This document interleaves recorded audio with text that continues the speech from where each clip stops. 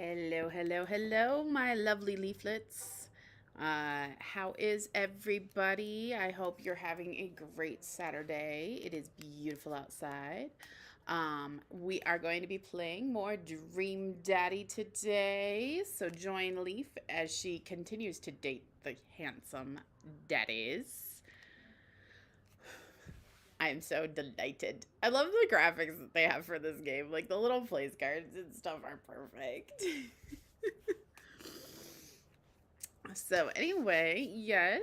So if there's anybody in here who doesn't already know me, I am Leaf. Today is Dream Daddy Saturday.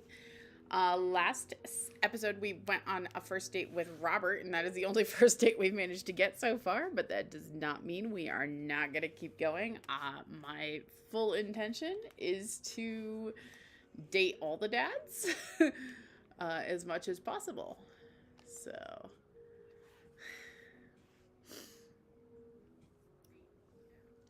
here we go. Oh, yes. We got to redo this part.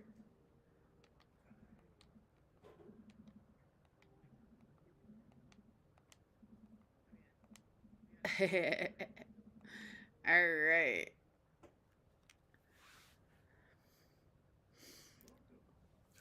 So we have to pick another dad to go on a date with. Here we go. Let's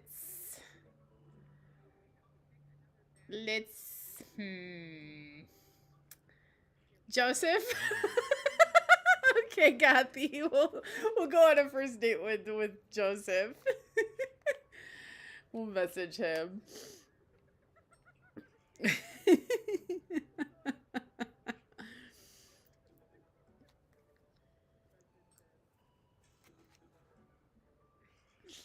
Starting strong right out the gate.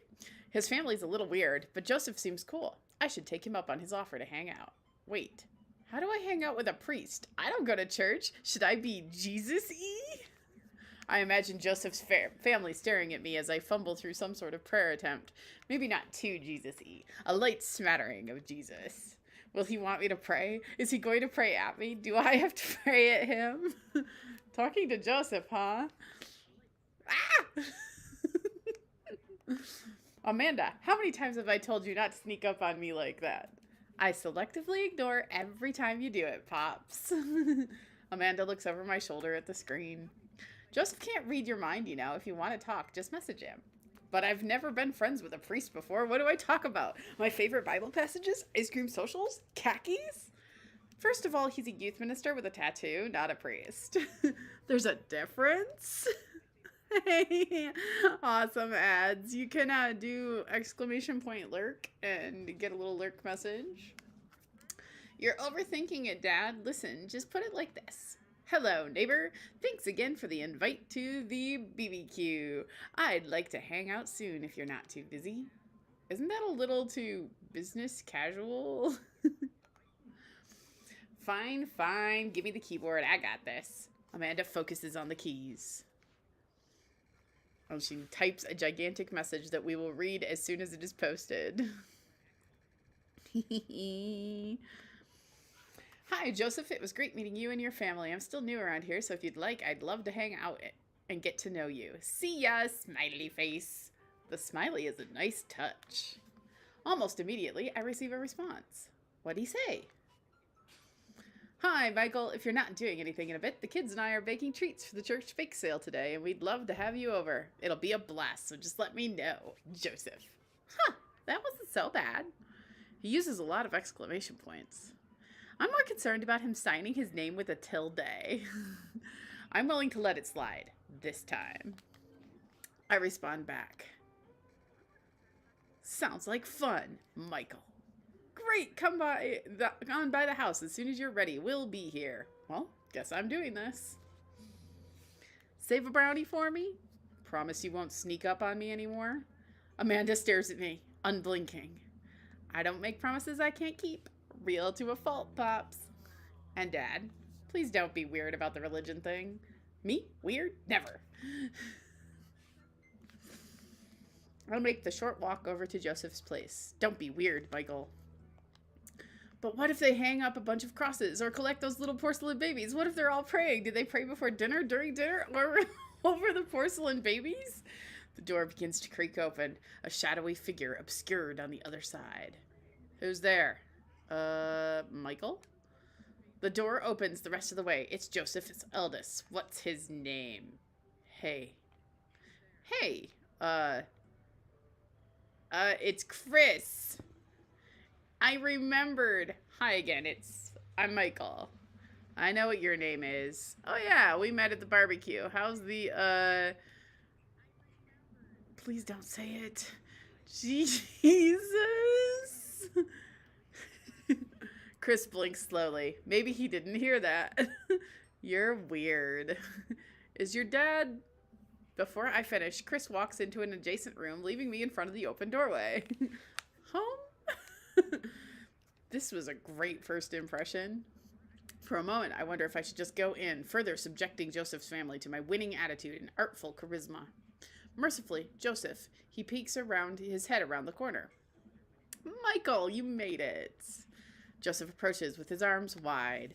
I'm so glad you could come by. Are you ready to bake? I am not.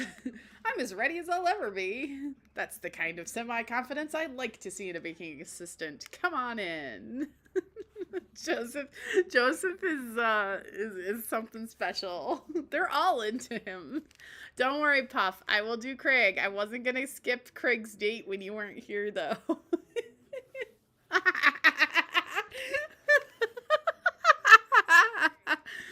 Oh, poor Puff.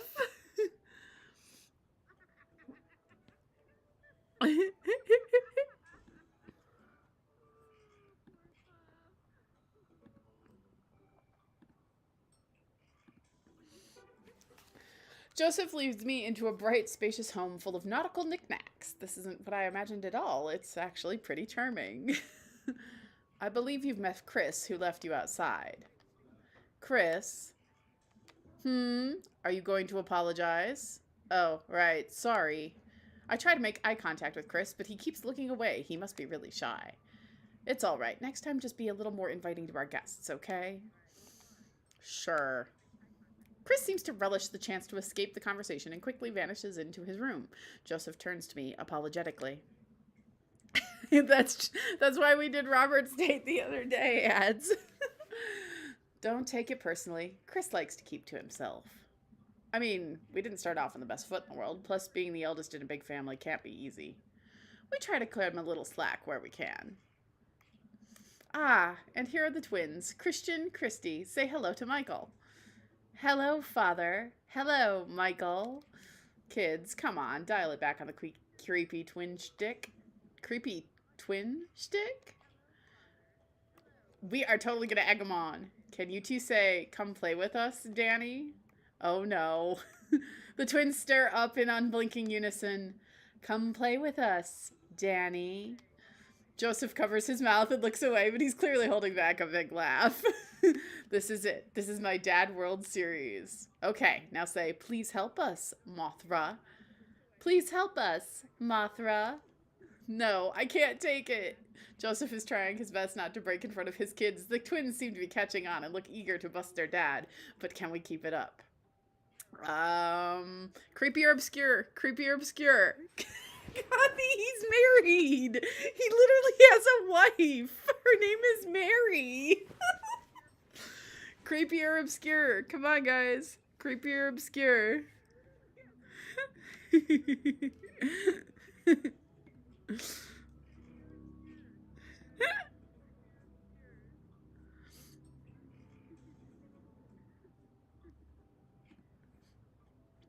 Hey, Grande, welcome in. Puff wants to do creepy. Anybody else vote for creepy?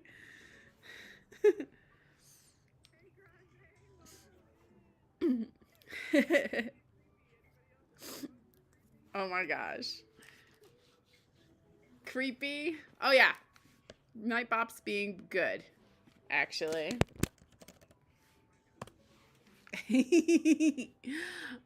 Alright, so I'm gonna go with creepy, I guess. Now say, they all float down here. They all float down here, Father. Joseph can't take it anymore. Despite his quiet protestations, he's laughing pretty hard into his hand, and the kids giggle with him. The twins, obviously pleased with the new arsenal of spooky weapons, leave the room to terrorize the rest of the community. My work here is done. I'm going to be hearing those lines for weeks. Next time we hang out, I'll try to teach them some lines from The Thing. All right, so it looks like we've got a bit of troublemakers on our hands. You think you can trouble out a career pro? I don't know about that. I'm suddenly interrupted by a loud crash from the kitchen. What now? That doesn't sound good. Christy? No one responds. Joseph furrows his brow and motions for me to stay where I am. Wait here a minute. Joseph rushes into the kitchen. I remember this with Amanda. Half of fatherhood is trying to keep your kids from finding creative ways to kill themselves, and he's got 4. Talk about worry. I take a seat on his surprisingly pristine couch and twiddle my thumbs. So we have several things we can do. So we are going to be nosy. Honestly, ads, I too would like him more if he was actually a freeze. Mood. Alright, let's look at the bookshelf. It's a pretty sturdy wooden bookshelf. It looks handmade. Did Joseph build this? There's a big stack of what looks like travel magazines. Hyenas of the Serengeti, the underwater mysteries of the Antarctic, and on and on. Seems like Joseph really loves a good adventure, unless this is a merry thing. Who knows? Good luck, ads. Next to them are a couple of different Bibles. Looks like he's covering all the Bible bases. King James, New American Standard, the Bible for teens. He is a cool youth minister, after all. On a higher shelf, there sat a bunch of old romance novels. Judging by the wine stains, these must be Mary's. The newest one looks like Hot Body Johnson, Sex Detective. The 8th installment in... Wait, is this a series? Alright, let's look at the coffee table. There's a couple cool knickknacks on the coffee table in front of me. Hey, a cross. Hey, another cross. This one looks a little different. And a third cross. Unified design aesthetic. Smart choices. There's also a brass thing here. It looks like something a sailor would use to navigate with. I think they're called sextants. Sex. Well, when you have this many kids and things are bound to end up on the floor no matter how hard you try to keep it clean. I spot a terrifying cloth doll that appears to have had both arms pulled off several times. It's been stitched back together a lot. The tag says C+C, of course. I set that down and spot a houseplant. Hey, little guy. Keep being you, tiny houseplant. I spot one last thing on the floor next to the houseplant. It's a silver necklace. Wow, this looks expensive for something so casually tossed on the floor. If there's a story here, it's none of my business. It's been a while. I guess I should go to the kitchen and see what's up. We're investigating. I walk into the kitchen to find Joseph holding Christy in one arm. She seems a lot calmer than she was a minute ago. I raise an eyebrow at Joseph. The twins are a lot more manageable when they're separated. Where's Christian? He ran off. Christy dips a spoon in the brownie batter and gives it a taste. Dad, it's too sweet. You're too sweet. No, I'm not. You're so sweet we might have to water you down with spiders.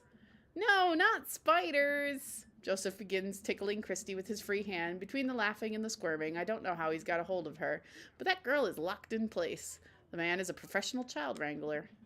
Christy fixes me with her best puppy dog eyes. Save me from the spiders!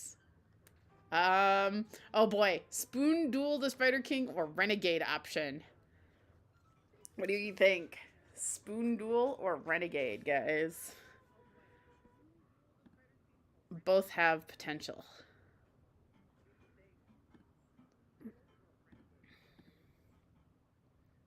Grande says Spoon Duel. Anybody else have an opinion? I'm here for spoon dueling.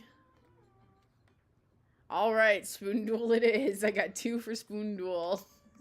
I grab a wooden spoon and point it in Joseph's direction. Unhand her, foul beast. Okay, Michael the Valiant, let's see what you've got. You may have defeated me at Tarantula Ridge, but now I have the upper hand. Joseph gently puts Christy down behind him. Have you come to squash me, knight, or have you merely fallen into my web? I'm no mere fly, Spider King. Now, en garde! For a minute or so, Joseph and I mock duel with two of the dumbest looking spoons in the room. Eventually, I strike a killing blow in the invisible heart between his arm and his body, and Joseph recoils in horror.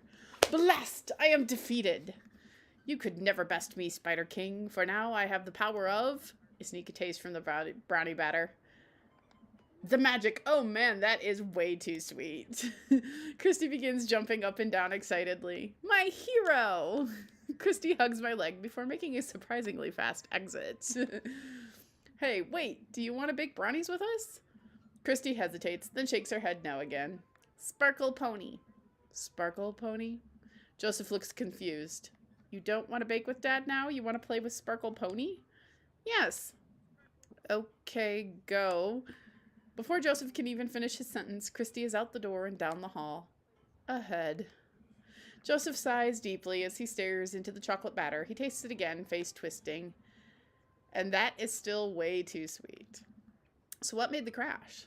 Egg beaters on the linoleum floor. It's my new techno single. Still haven't thought of a B-side. Now we're both looking into the batter. It's got a sticky sheen of sugar and chocolate candies throughout it. I have a feeling Christy had something to do with it. We need a fresh start. Oh, yeah. Like I said, I'm not really a baker, but don't even sweat it. The bag came with instructions that have mysteriously vanished along with my daughter, so we'll probably be fine. Probably. Brownies are the best, aren't they, Grande? Yeah, probably. He certainly looks confident. All right, Michael, you've baked a cake from a box before, once. How hard could this be? Now grab a spoon and get ready to rock.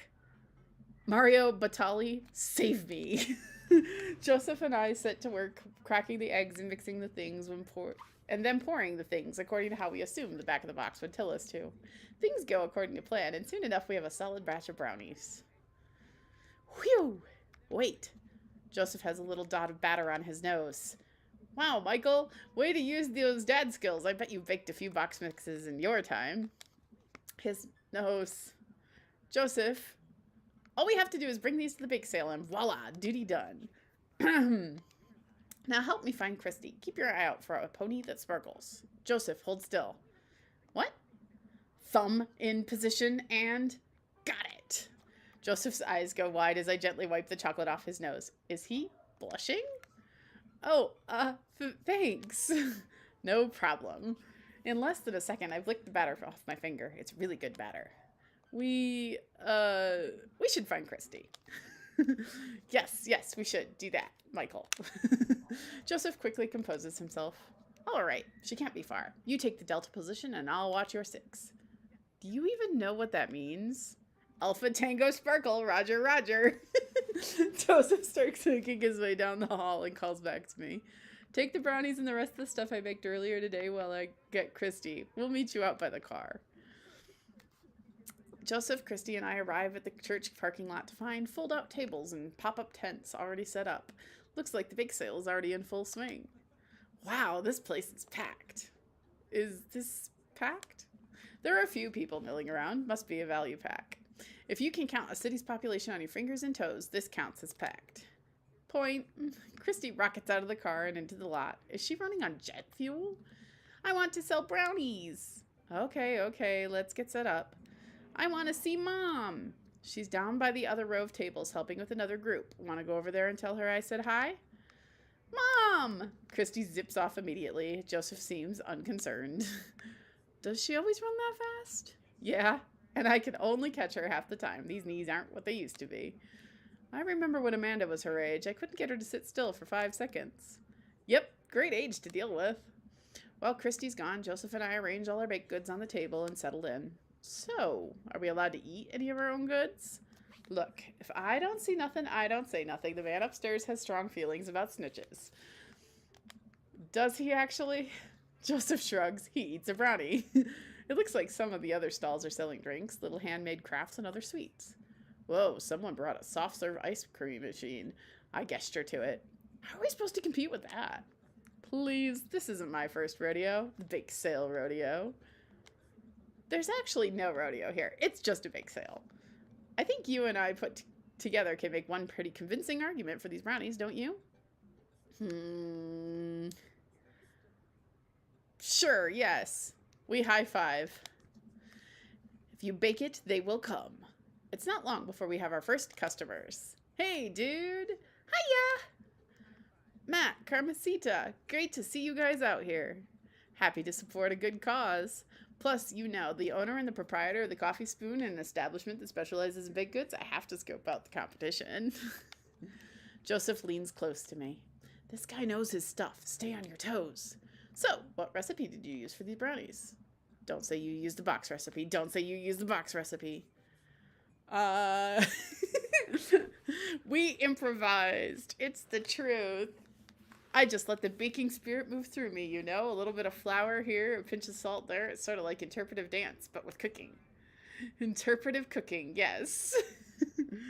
You can never make the same thing twice. Every batch is special. There will never be another batch of brownies with the exact flavor sensation that these right here have.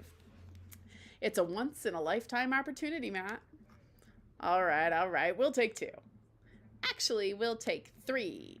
I ring them up and high-five Joseph as our happy customers walk away. See? Not so hard. Yeah, I'm hot off the good feelings from the last sale. Who's next? We sell brownies to a bunch of people I don't recognize, but who clearly know Joseph. Eventually, another familiar face pops up. Michael! It's Brian. Close enough.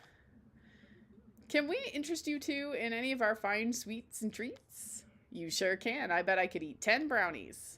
Must resist urge to be competitive. I'm gonna let the man buy his brownies. I don't know why I would be competitive about brownies. So we'll put you down for 10. Haha, better make it just 2. 1 for me and 1 for Daisy. Coming right up. You excited for youth group movie night, Daisy? Yeah, what's the movie? It's a surprise. Joseph leans over to me. It's the Fast and the Furious. The 11 brownies, the perfect number. Really? If you think about it, there's some heavy religious undertones. Joseph hands a baggie to Daisy. I made sure to give you guys the edges. Clearly the superior part of brownie topography. Thanks, Joseph. I agree with Joseph and Brian. The corner pieces are the best. I have been told I am wrong, but I believe I am the best. Joseph's scared. Our 2 customers walk off with their purchases. Joseph and I survey our stock. These are selling pretty hot. At this rate, we'll have enough money to pay for a new paint job on the church pews in no time. Wait, what happened to the pews? Ernest spray painted his rapper alias onto them, a young Steinbeck. I would have gone with young man in the sea, but I can respect that. Speaking of ministerial terms, Ernest is hard to reach. In father terms, Ernest is kind of a turd. Being a cool youth minister seems like a lot of work. It is, but it's worth it. Although, sometimes I wish... Never mind. What? It's kind of silly, but... Do you ever wish you could just drop everything and go lounge around on a beach somewhere in the tropics, drink fruity blended beverages, fall asleep on a hammock? You know, basically live out a Jimmy Buffett song? Joseph Friend's referencing Jimmy Buffett. That is delightful. Oh my god.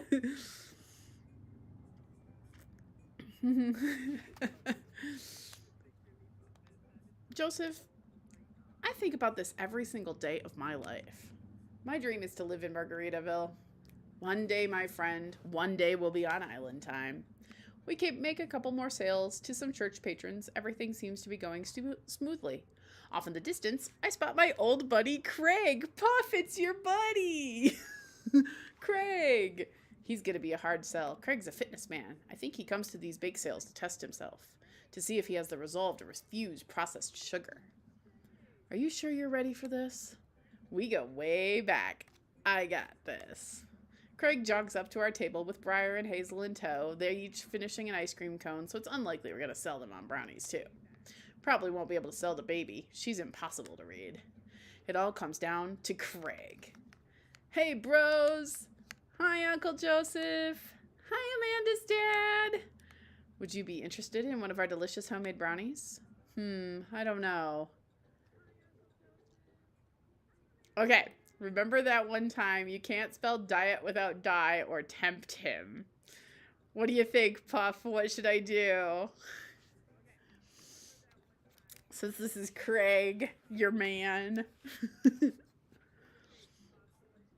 Remember that one time you can't spell diet without die or tempt him.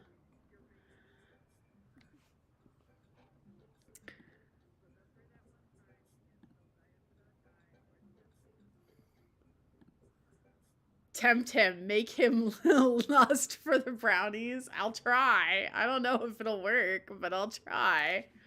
You know, Craig, if you really wanted to, you could hit a couple of these stalls and craft yourself a brownie sundae. Get some soft serve, a brownie from your good friend Michael. I think there's a table down there selling freshly baked cookies hot out of the oven. Treat yourself. You deserve it. That's a tempting offer, Michael, but I've got some chia mango pudding at home that I'm actually pretty excited about. I'm gonna have to pass. We failed to tempt him. Suit yourself. The day winds down and we're pretty much out of items to sell. Everyone starts packing up. Christy eventually comes back and immediately falls asleep in Joseph's folding chair. We should have tortured him with something from his past. Boxed mix, huh? Mary saunters up to us. She looks like she'd rather be anywhere else but here. Oh, hi, honey. Yup, they're selling like hotcakes, which is actually they're just brownies. Cute. And boring. And safe. Hey, Mary. Mary's eyes dart over to me. What's the rookie doing here? I was just hoping to introduce Michael to the rest of the community. Uh-huh. You get a load of this freak show? What? Weird folk is all. Holier than thou types. Don't you think, Michael? Mary, let the kid answer the question. They're kind of weird. They seem nice. Shove a brownie in your mouth so you can't talk. But I like Mary.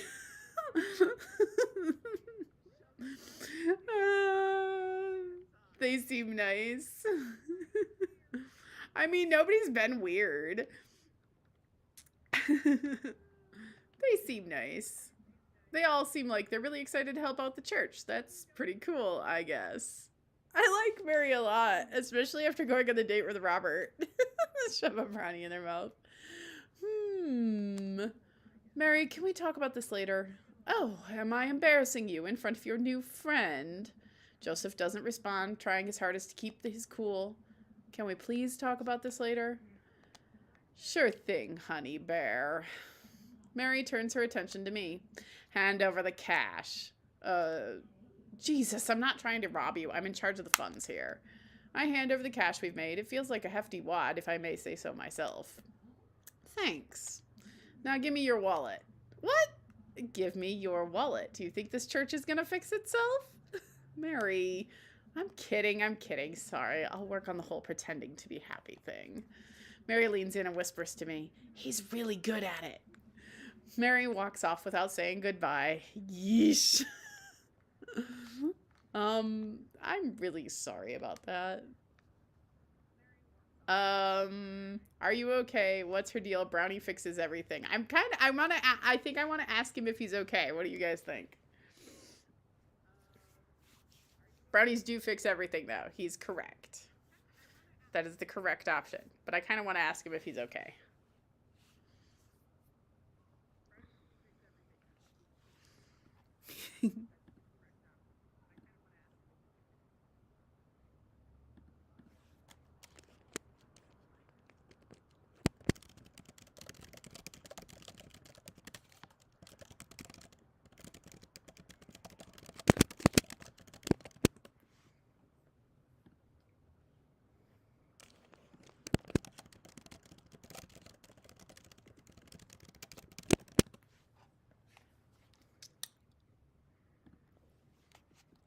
I mean,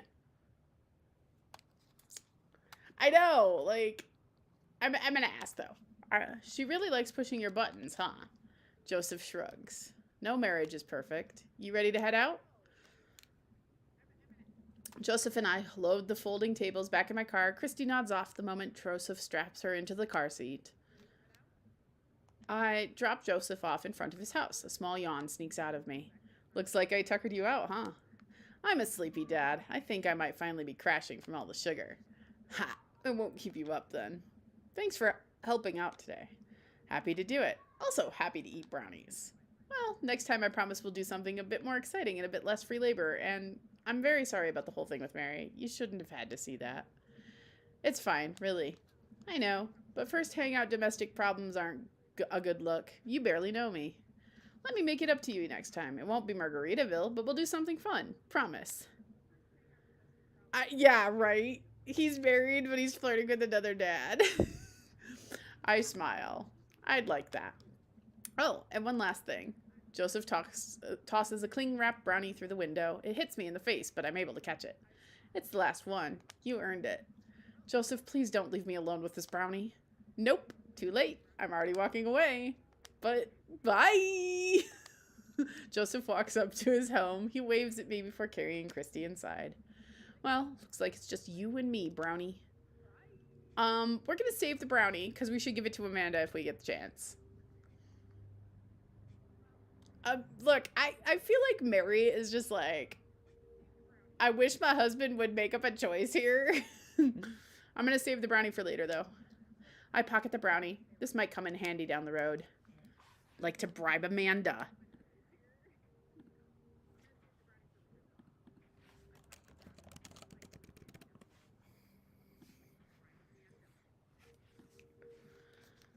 I step inside to find Amanda doing homework on the couch. Hey, Father Unit. Hi, child that I'm required by law to care for. How's homework? It's really fun and educational. Really? How long have you known me for? Right. How was the bake sale? Good. I think I really could have made a good life for myself as a brownie salesman. Glad to hear it. So what? Were there any extra brownies? Or did you maybe sneak one? Or I think for a moment, then realized I still have the brownie that Joseph gave me. It would probably do better in someone else's stomach than mine. Heads up! Wait! I hurl the brownie toward Amanda. It hits the wall behind her and falls on the ground. Nice throw. She scoops it up and smiles at me. Thanks, Pops. Hey, if you're not going to go to bed anytime soon, would you be game for some real shark hunters of Orange County? I thought the last hunter got eaten by a shark. He did. I sit down next to her and cozy up with a blanket. Awesome. You just want to get wasted with your wingman, Robert. I have a high Mary score. Wow. I only got an A rank on his date. Darn. All right. Puff, you're here. We'll go on a date with Craig in a second. But hold on. We have an event. Hey, are you up to anything tonight? Hugo and I were planning to go to the art walk downtown, and we're wondering if you would care to accompany us. I would normally write a letter longhand, but I've run out of distressed parchment paper. You can get an S rank, Grande. So A is like right below that. Whoa, why can I see Damien in Hugo's chat? Am I a hacker? But I don't even have a hacker alias. The feds are going to bust down my door any minute now. I've got to destroy this computer. Michael, this is a group chat. Oh, thank God. Do either of you guys know how to destroy a computer? You can run Derek's boot and nuke from a startup flash drive, but once you've done that, it's best to physically destroy the platters altogether. The Victorians are very well versed in information security. Oh, Damien, I love you. Michael, do you want to go see some art or not? Art is good. Let's go see some art. I promise, Puff. The next chance I get to go on an actual date, I will go with Craig. Damien and Hugo invited me to the monthly art walk in downtown Maple Bay. I've never really been to one of these before, so I'm not quite sure what I'm in for, but I think I'm here a bit early. I don't see Damien or Hugo around anywhere, and I feel just a little uncomfortable standing among all these fancy art people. Michael? I turn around. It's Joseph! Joseph, what are you doing here? Joseph scoffs at me. What am I doing here? How could you ask me that? I'm obviously a huge art, appreciatist? Okay, fine. Damien invited me to this art walk thing. I'm guessing he invited you too? Yep. Admittedly, a little out of my depth here. Thank God. I thought I was going to be the odd one out. Are you allowed to say that? Say what? You know, thank God. Yep, I actually get double points when I say it since I'm a minister.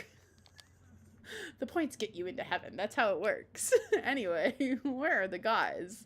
I look around and spot Hugo and Damien, who seem to have just arrived at the art gallery. Good eve, good eve, good eve. Evening, friends. Who's ready for some art? Okay. You know I have no idea what I'm in for. Art is dead and nothing is real. I think you should play this, Grande. I'm serious. It's cheap. You can get it on the Switch. The game is being rude to you, though, yes.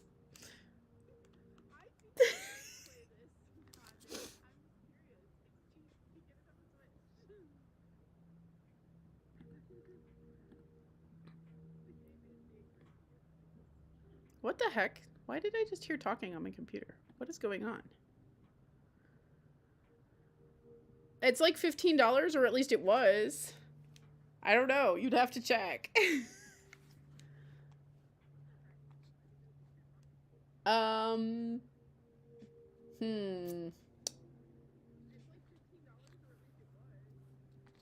I have no idea what I'm in for. Same. All you have to know is that if you're ever feeling overwhelmed, there's generally always a table that has free wine and cheese. I like art now. I've got the table in my sights. Now, if you'll excuse me, I'm going to go help myself to some tiny wines. So let's talk art with Hugo and Damien, or get cheese and tiny wine with Joseph. I'm going to say let's talk art, I guess.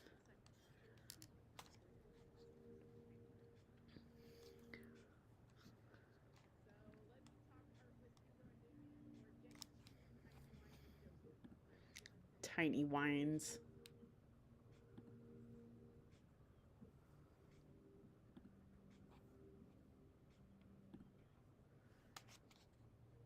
We'll talk art. So what's this first place? This particular artist specializes in landscape painting of various locales within the American Northwest. I look at the art. It is rad art. At the risk of sounding uninformed, do all of these landscapes look like butts to you guys? Damien and Hugo lean in, examining the paintings in earnest. It would appear as if you are correct. Valid assessment, Michael. Hey, this art stuff's pretty easy. Oh, it gets more complicated. Sometimes the butts are more symbolic. Sometimes the butts are metaphors. Sometimes art is about the butts they don't draw. Interesting. Joseph returns to our group with tiny cheese and wine. What'd I miss? Butts. Shame. The cheese is nice, though. Shall we visit the next place?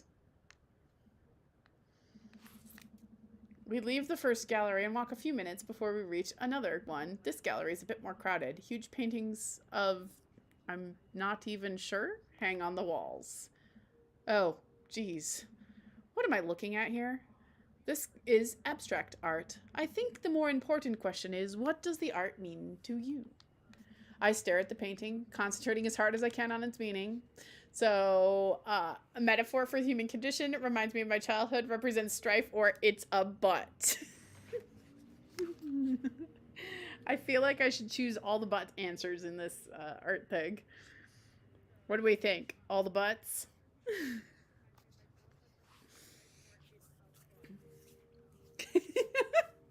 I'm gonna make Grande play this game. It's gonna be awesome.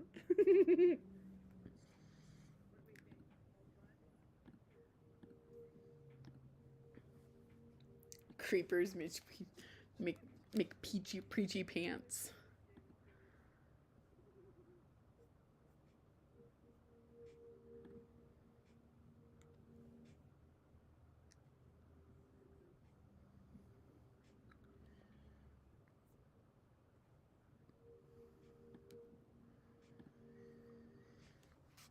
I'm gonna go with it's a butt.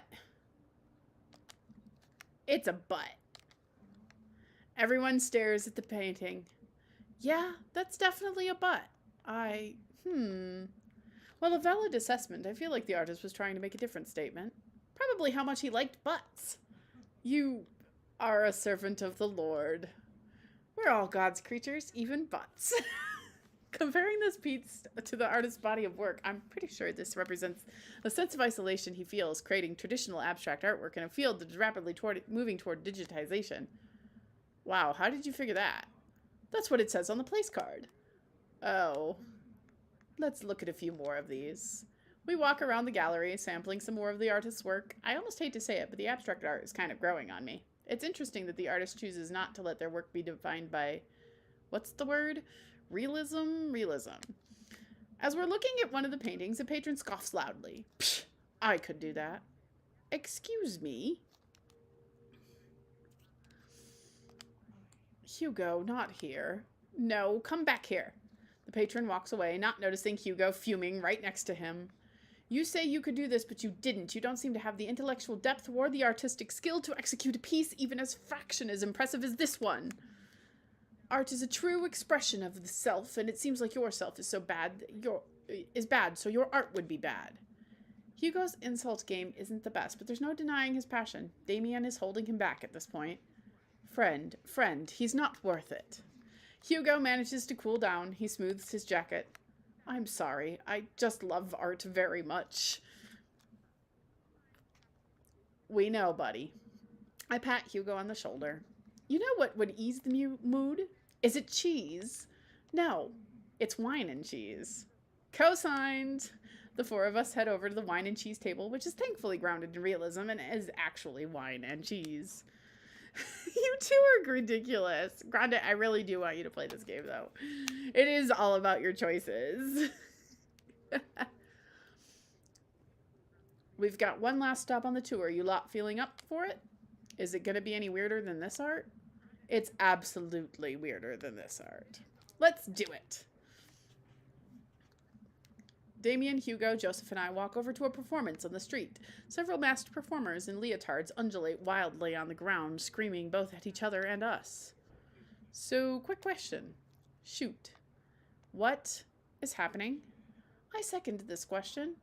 Performance art. What does it mean? Again, I pose the very same question to you, Mr. Howard. Butts. They really like screaming. The very humanity of being human or fear of existence. I know it is, because it's a dating sim, Grande. That's why it's so different. It makes it really goofy, though. I'm gonna go with butts again. I think butts is the only correct answer. Because we're being juvenile about this artwork. So butts is clearly the only correct answer.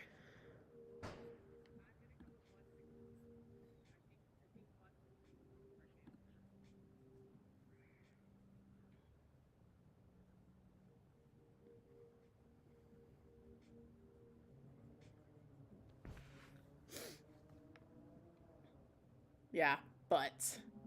What do you think they're trying to say? I do believe it's less about what they're saying and more about why they're saying it. I think there's something special about performance art. Almost every other form of art, music, painting, photography, the artist uses a medium to conduct their emotions. With performance art, the medium is the artist. It's the purest expression of raw human emotion. It's art as catharsis. That's beautiful, Damien.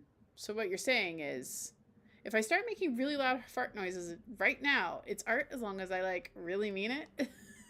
Damien fixes him with a hard stare. I was gonna start making fart noises, but based on the look on your face, that joke isn't gonna play well with this crowd.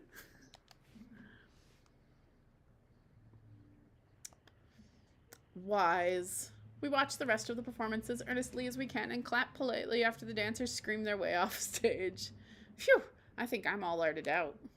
Agreed. We all decide to walk home together. We make our way back to the cul-de-sac, tiny wine and tiny cheese sloshing around in my stomach. I think what I've learned tonight, and not just what I've learned about art, which was nice and extremely informative, but what I've learned tonight is that when you put a bunch of tiny wine and cheese together, it eventually becomes regular wine and regular cheese, followed by too much wine and too much cheese. The tiny cheeses lulled me into a false sense of security. I felt safe with the tiny cheese. Wax wings too close to the sun. Cheese wings? That would melt in the sun too, and I feel like that's more appropriate imagery. Plus, it'd be delicious. A nice emethylator, possibly. Hey, if you guys were painters, what would you paint? I actually dabble in oils, mostly paint landscapes, but I'm not very good. It's a nice way to pass the time. I think I would focus on personal portraits of people in unique professions like For example, luchadors. I think I'd paint boats, seascapes, maybe some lighthouses, mostly boats. Really? Yeah, I'm surprised you'd choose boats in favor of long history of religious imagery and artwork. What? Boats are cool. What about you, Michael? Food artistry, landscapes, tasteful nudes of the artist. I think I'd go with food artistry. I would probably do still lifes of various foods, bowls of fruit, maybe some bread in there. Would there be cheese involved? See, I thought about that, and no, I can't stare at a pile of cheese for 8 hours without eating some of it, and that would ruin the whole thing. Excellent point. We finally get to the cul-de-sac. All right, boys, good art. Good art. Agreed. See you guys around? Whether you want to or not, we're all neighbors after all. I head inside to deal with my inevitable cheese over.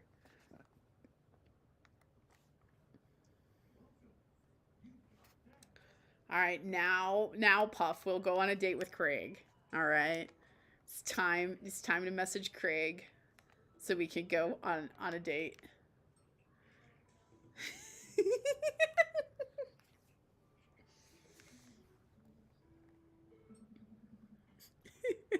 I wonder what Craig's up to today. I navigate to Craig's dad book page and type out a message.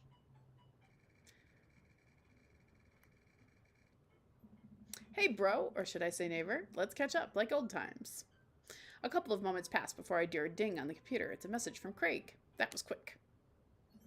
Bro, my man, let's definitely hang soon. Might be a little different from our old weekend-long benders, but it'll still be fun. I think for a moment, this could be a fun opportunity to see my old buddy in his new element. We exchange a couple more messages and he logs off to prep for the game. I should see if Amanda wants to join me. I walk over to Amanda's room and knock on the door. Yo, Amanda Panda! I open the door and find Amanda sitting cross-legged on the floor, surrounded by magazines and newspaper clippings. She seems to be making some sort of art piece. What you working on? Just a collage for class. We're supposed to make a piece that represents our goals for the future. I take a closer look at her collage. That's a lot of dogs. It's mostly dogs, yeah. Did you need something? Craig invited us to a softball game. Want to go? Remember that one time you signed me up for softball and you bought me all the gear and then you took me to the first game and then someone hit a ball toward me and I just ran off the field crying? And then you hid in the dugout and would scream if I tried to pick you up? Yes. I was afraid of baseballs. I thought you were a gigantic sentient softball. So does that mean you don't want to go? Amanda gets up and looks me dead in the eye, determined. I'm finally ready to face my fears head on. Let's do this. Amanda and I make the short drive out to the local softball field. For a kid's softball game, it's pretty packed. We clamber up into the bleachers and take our seats on the top row. I don't see Craig anywhere. So when do the kids start crying and running off the field? You know, that your relationship with softball is different from everyone else's relationship with softball, right? Okay, but if I don't see some kids cry, I'm going to be pretty disappointed. For nostalgia purposes, of course. Not because I take joy out of children fighting for my amusement. Definitely not that. The game starts and the kids run out of the field. I see Craig down by the dugout with a clipboard. He has River strapped to his chest as per usual.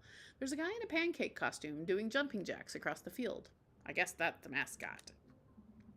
Reading the kids' brightly colored jerseys, I see that it's the Maple Bay Flapjacks against the Pinewood Ocelots. Go Flapjacks! Choke up on the bat, Miranda. Yeah, Miranda, square up.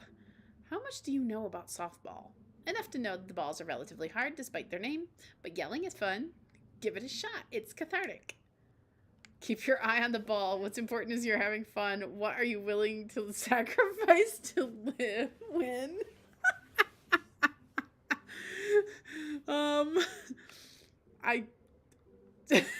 I'm torn between keep your eye on the ball and what are you willing to sacrifice to win? Keep your eye on the ball? All right. Keep your eye on the ball. And also an eye on the bat. And the outfield. And the other players. Just keep your eye on all that stuff simultaneously. Nice. We watch a couple innings of softball. They aren't ready for the major leagues yet, but Craig's trained his team pretty well. It seems like he's really good with kids. Keg's Dan Craig is good with children. Whoa. It's amazing how they're all hitting the ball and no one has run off the field crying yet. Amanda, dear, you have to let it go. Let what go? I'm perfectly fine. The opposing team is up to bat. They hit a fly ball out to center field. The tiny little girl tries to get the ball, but it misses her glove and hits her straight in the forehead. See? A completely justifiable fear.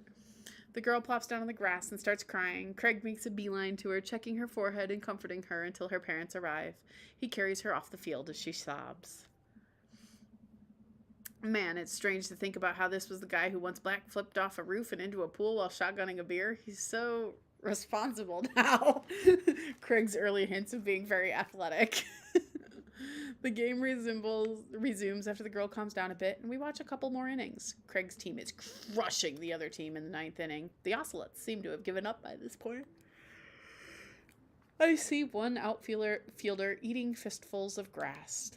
A batter on the other team knocks a foul ball into the stands. I follow the trajectory and, oh no, it's coming right for me. Oh no, oh no, no, no, no, no. I close my eyes and brace for impact. I open my eyes and look over to see Amanda holding the ball, staring at it in amazement. I caught the ball. You saved me. I caught the ball. Dad, I caught the ball. You did it, Amanda. I faced my fears. I defeated the softball. I can do anything. I love Amanda so much. Amanda and I share a big hug. It's a tender moment that I don't think anyone else watching really understood. I'm proud of you, kiddo. The game ends and Craig's team are declared the victors. We sit patiently as the girls line up to shake hands. Great job, everyone. We walk over to the dugout to congratulate Craig, who's talking with some of the parents. Craig, great work, man. You were waiting for her to rip the softball in half. Hulk style. Hulk smashed that softball. Thanks. I've been working hard all season, and it's great to see it's paying off. I'm so proud of all my girls. Speaking of which, have you met Briar and Hazel? Hello! Hey, killer playing out there. Yeah, you guys rule. Thank you! You guys are twins, huh? So which one of you is the evil one? Hazel? Yeah, it's me. Good looking out. Do you guys ever pretend to be each other? I don't have a twin, but I think if I did, I'd be doing that constantly. Yeah, I take all of her math tests. And I usually throw rocks at stuff when people get mad, and then I tell them I'm Briar. What? We will talk about this later. Michael, bro, I just got a couple more things to clean up, then we can hang. So, it's good. Just then, one of the moms jumps into the conversation. Not so fast. We have to celebrate our win, Craig. I'm taking the whole team to get pizza. Oh, I don't know if I can. Nonsense. The girls won. What sort of celebration could we have without our fearless leader? She lays her hand on his shoulder and gives him goo-goo eyes. Man, this mom is laying it on thick. Amanda and I share a look. All right. Is it cool if my bro comes along? The mom looks slightly put out, but covers it with a smile. Of course. Man, I don't know why I'm so yawny, guys. Somebody needs to wake me up.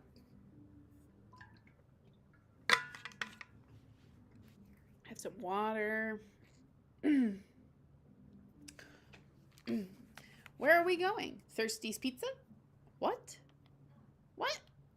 It's a real place. An endless stream of girls clad in softball gear pile out of the minivan and into the local pizza buffet, which is actually called Thirsty's Pizza. Amanda and I trail behind them with Craig. Reminds me of the awful pizza place we put into our bodies back in the day. Remember how we used to just fold whole pies in half and then put taco fillings inside? Ah, pizzacos. I could never forget. The game is very relaxing, I agree. Dude, yawning struggles just happened. How did we survive college? I gotta agree with Michael because, I did not eat the best in college either. How did we survive? Our bodies were younger back then, more elastic, more able to handle the toxic waste we put inside of us. The good old days. The kids run around playing arcade games and eating greasy food. Amanda and I jump on a couple of slices of mediocre pizza. Hey, give me a pizza that... No, absolutely not. I'm just kidding. I'm strictly eating salad here. Thanks for addressing the issue, Amanda. Dad! A different mom walks up to us, talking to Craig as if we weren't even there. Craig, thank you so much for looking after our kids. My daughter tells me every day about how great you are. Oh, I'm happy to look after them. Definitely helps that I have kids of my own. It's been so hard since Daniel left. I'm glad to know my children have a strong male role model in their lives. Amanda and I look at each other again. Craig gets it from all angles, huh? Craig smiles sheepishly. Thank you so much, dude.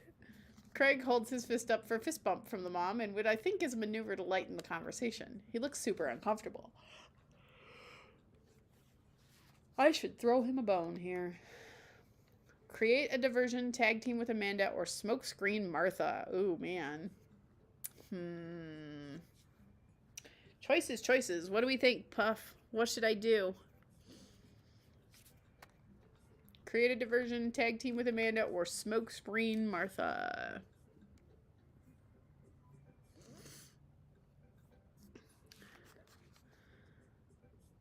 Thank you for the 5 likes on the stream, guys. Diversion. Oh, man. I don't know. We keep kicking the first ones with you, and I don't know. Amanda is so unamused. I love her unamused face. All right. Let's create a diversion. I pull out the first thing that comes to mind. Who watched Long Haul Paranormal Ice Road Ghost Truckers last night? What? Caleb and Flint Dogbone visited a truck stop, and there was also a cemetery, and led to an exorcism of a ghost that was haunting the hot dog grill. I nudge Amanda for support. There was also a demon haunting in one of the bathroom stalls, and it kept throwing poop on the wall. Pretty scary stuff.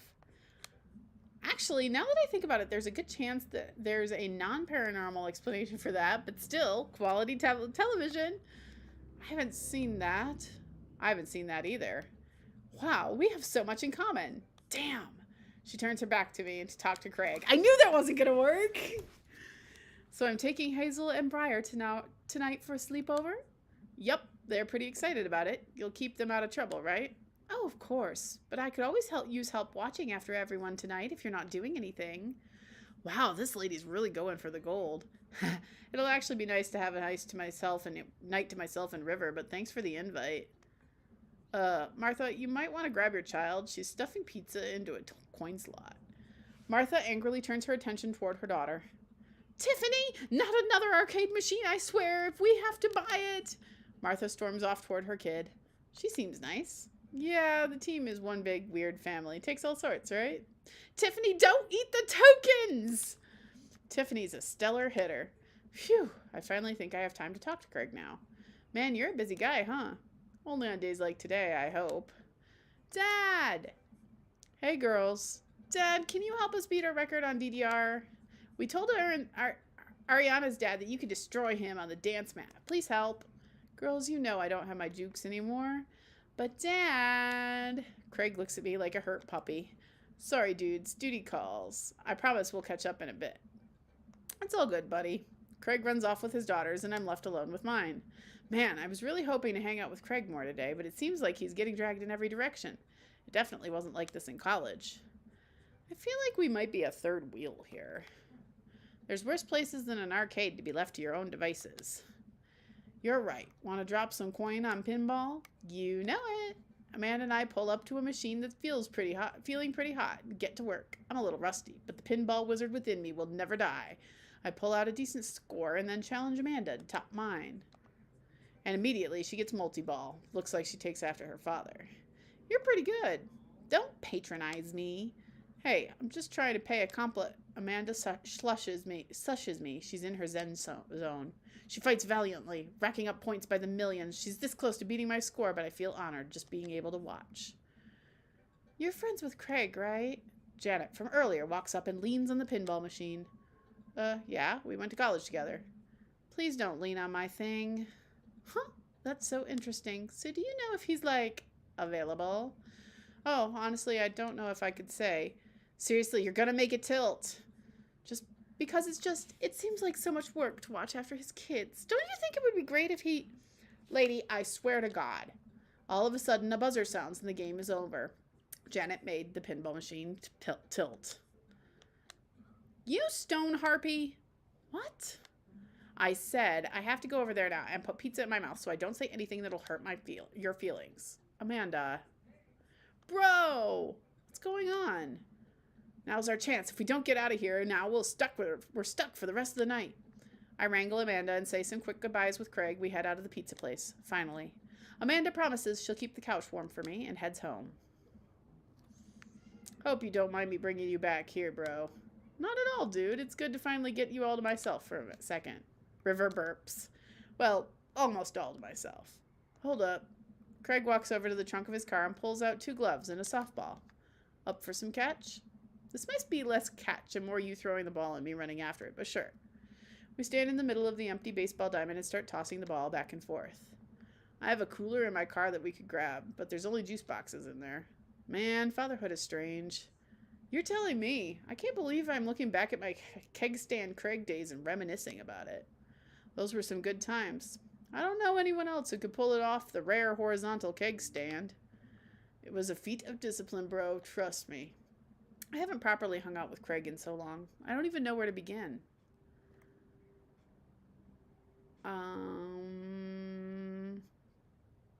Let's ask about the business. So you run a business now? Yep. We sell fitness gear, imports and exports mostly, but we're coming up with our own line of athleisure wear soon. Athleisure! Oh, I will. Don't worry, Puff. I nod, using my sweatpants for watching TV and whatnot. You know, sweating. Sounds like he'd make a killing. If you ever need athletic gear, I've got your back. You could sponsor me. I'll rep your athleisure wear brand while I mow my lawn. That is the glamorous lifestyle we're catering to, yes. Ask about the kids. I can't believe you're a father of 3. Neither can I. You know me. I'm an indecisive person. You switched your major 4 times. Yeah, I had no idea what I wanted to do with my life, but raising kids, when Briar and Hazel were born, it all finally made sense. It was like all the time I had spent trying to figure things out led to them. I couldn't be happier about it. I don't think I've ever cared about anything as much as I care about them. I had the same exact feeling when Amanda was born. It was the best thing that ever happened to me. Could be the only thing that ever happened to me, and I would still be proud of the life I'd lived. So is softball coach the life you wanted, or was it the life that was thrust upon you? I'll admit I was hesitant at first. Briar and Hazel had so much energy that we just had to get them into sports, but no one was there to run the team. The more I did it, the more I saw how much it meant to the girls, and I'm worried that there'll be a riot if I quit. I would also be afraid of a bunch of tiny children with metal bats. They're quick, and they work as a team. I've trained them too well. They'll take you down like a pack of velociraptors on a T-Rex. Exactly. It's nice out here. Quiet. Must be good to get away from the softball moms for a bit, huh? Christ, Janet. Yeah, that was a lot. Are they always like that? Actually, this wasn't nearly as bad. Yikes. I'm just so not interested. Well, what are you interested in? Peace and quiet. That's hot. That hot, hot silence. My ultimate sexual fantasy is sleeping in on a Saturday. But more seriously, I just can't get back into dating right now. I couldn't even if I wanted to. There's no time. And I feel so uncomfortable trying to introduce a stranger into my girls' lives. They've already been through so much. I can't put them through that. Buddy, I hear you. So the moms can hit on me all they want, but the girls are my top priority.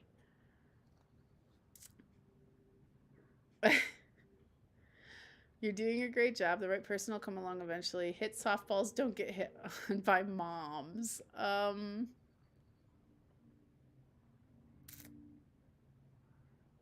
He's doing a great job.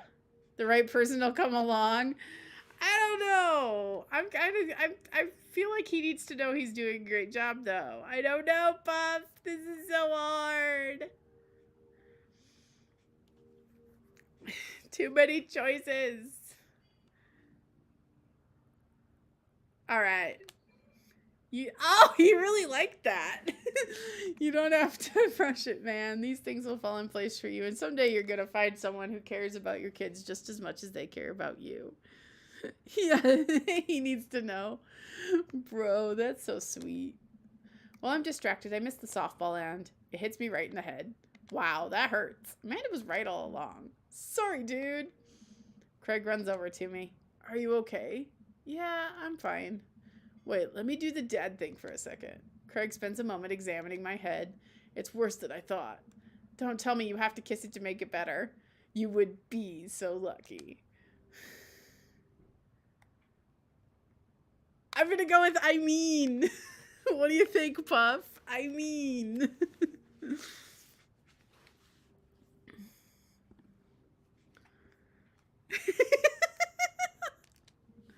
I feel like I've earned it at this point, waiting all day to hang out with you. Well. Ah! We got a kiss on the forehead! Walk it off, champ. Are the lights on this softball really feel really hot, or is that just me? I get up and dust myself off. River yawns. Hey, little buddy, you must be getting tired, huh? I hate to say it, but I should probably head out. Sorry things are so... You get older and life just kind of gets in the way, huh? We start walking back to the parking lot. Hey, remember that one house party we went to that got broken up by a helicopter? How could I forget? You and me hopping over a concrete wall to get away. But the other side of the fence was a parking lot where a bunch of cops were parked. Oh man, yeah. Could you imagine the look on our faces? We just walked straight past them like we were out for a stroll. And not knowing we were at the party, they just started joking with us about how big of a bust it was. We had to talk with them for 30 minutes. You told them you were interested in joining the academy. And then they started giving me pointers for the exam. Longest 30 minutes of my life. The baby did have to deal with the old man's sexual tension. It made her very tired. Man, college. Good old days, right? We get back to our cars. Craig pulls me into a hug, or at least as much as we can manage with a baby between us. Never enough time, huh? Guess not. Let me make it up to you. Let's hang soon, yeah? I'd like that. I yawn as I walk through the door, spotting Amanda hunched over her collage, glue stick in hand. Burning the midnight art oil? Figured I might do something productive between episodes of Shark Hunter lip sync battles. Do the sharks lip sync or the shark hunters lip sync? Yes! I look over her shoulder at the collage. Amanda, this is some good art. Look at the good art you made. Thanks. I'm just about done. Like before, it's still a lot of dogs. One corner is a giant pile of cash, and the other it's... Amanda, is that me? Yep. The whole thing is about my goals for the future, and those are basically just to sit on a giant pile of money with my 20 dogs and also have a strong and mutually supportive relationship with my father into adulthood. Oh, now you've done it. Get ready to watch your dad cry. Here it comes. It's happening. Aw, Dad. You did this with your good art. She pats me on the back. Hey, how was your hang with Craig? I wipe a tear from my eye. It was good. That Craig guy sure is busy. Yeah, dude, the softball life isn't for quitters. Also, I'm very proud of you for facing your fears today. How does that feel? I'm on top of the world, Pops. I should start facing my fears more often. Oh yeah? How about tomorrow we hit some empty parking lots and practice, dare I say, parallel parking? Baby steps, Dad. I'll work my way up to it. All right. I'm going to hit the hay. Take care of late night television for me, all right? I'll let him know you said hey.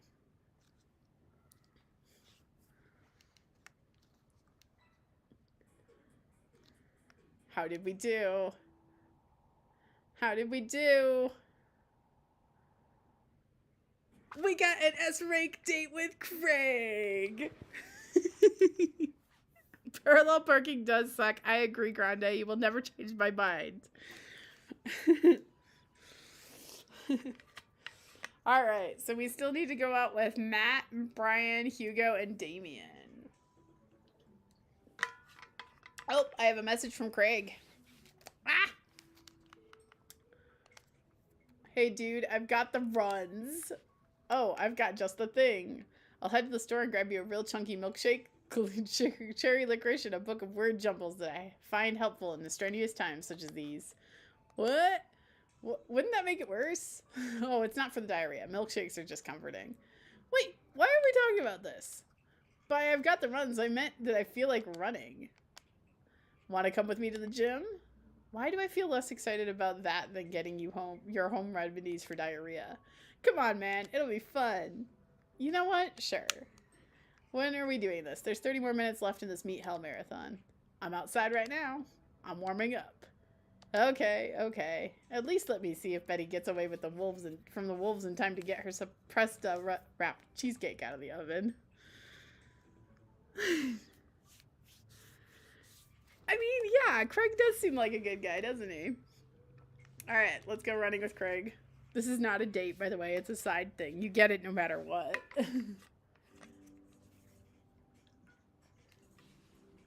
The gym just installed these new virtual jogging treadmills. We'll feel like we're running outdoors. You can see other runners on your screen too. Let's try it out together. Other runners? Will I be able to keep up? Don't worry, we're here to cheer each other on. I'll be right there with you. Just get a rhythm going, keep your heart rate up, but don't overexert yourself. You'll do great.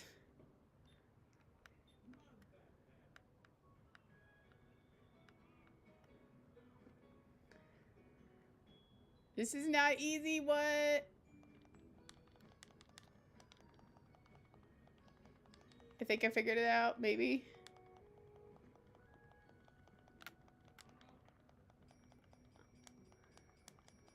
Oh my god.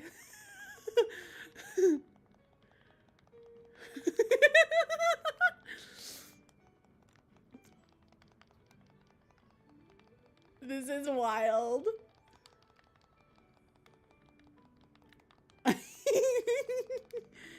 I know that it's a mini game. I know it is. I'm so weirded out.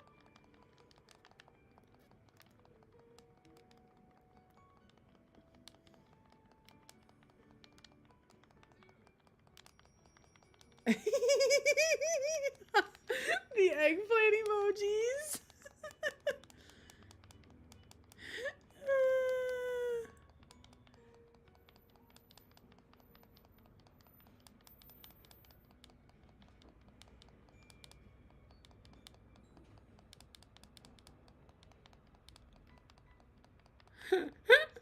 This is fabulous.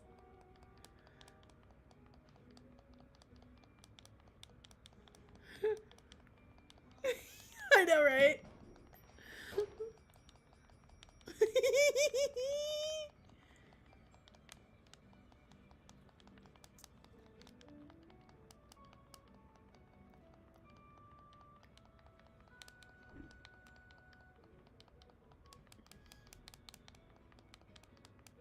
Oh my god. I cannot get over the eggplant emoji. I'm gonna get fit despite myself because of this game.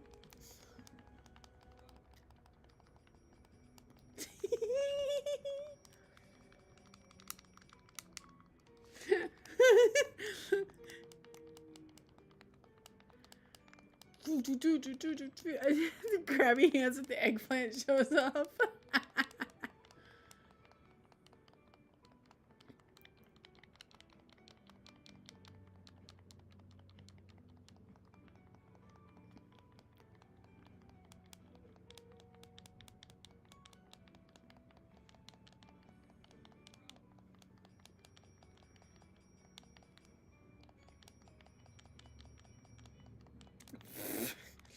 We're almost to the end. This is wild. Oh my god, I finished. Yay. What'd I get? Ooh, I got an S++ rank. Way to go. All right. All right, barista dad, competitive dad, bookish dad, or goth dad? What do we think? Those are the only ones I haven't gone on first dates with, so. Joseph, you're just not one of the dads I need to go on a date with right now.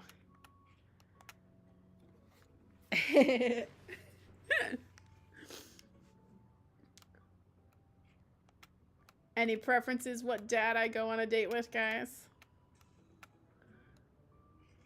Barista, competitive, bookish, or goth? So many options.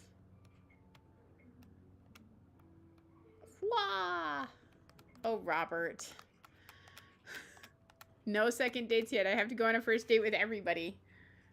The goth dad? Okay, Damien is my favorite, by the way. I will send him a message.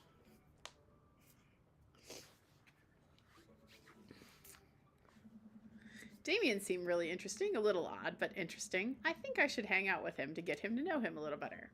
I navigate to Damien's dad book page and type out a message. Hey dude, you seem cool. We should hang out sometime.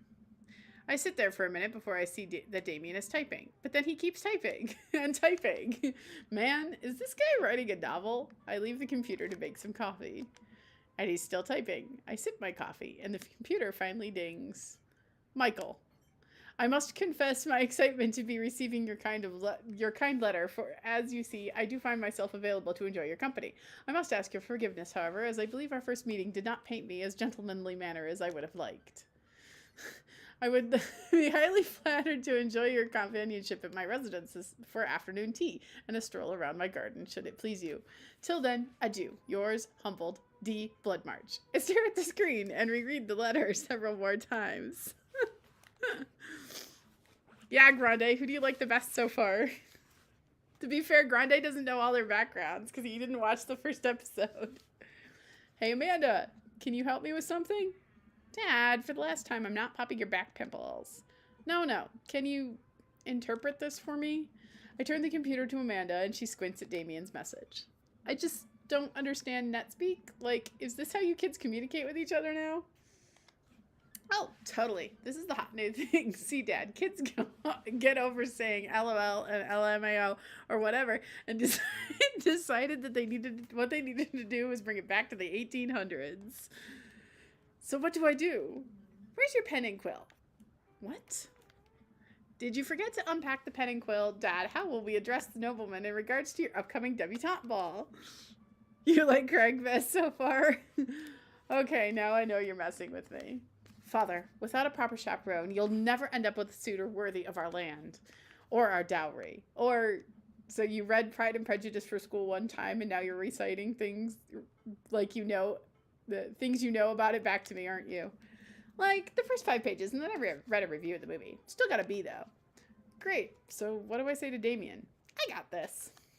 Amanda reaches over me and types on the keyboard. Sure thing, dude. Regards, Michael. Amanda hits send and smiles at me. Well, I suppose that's that.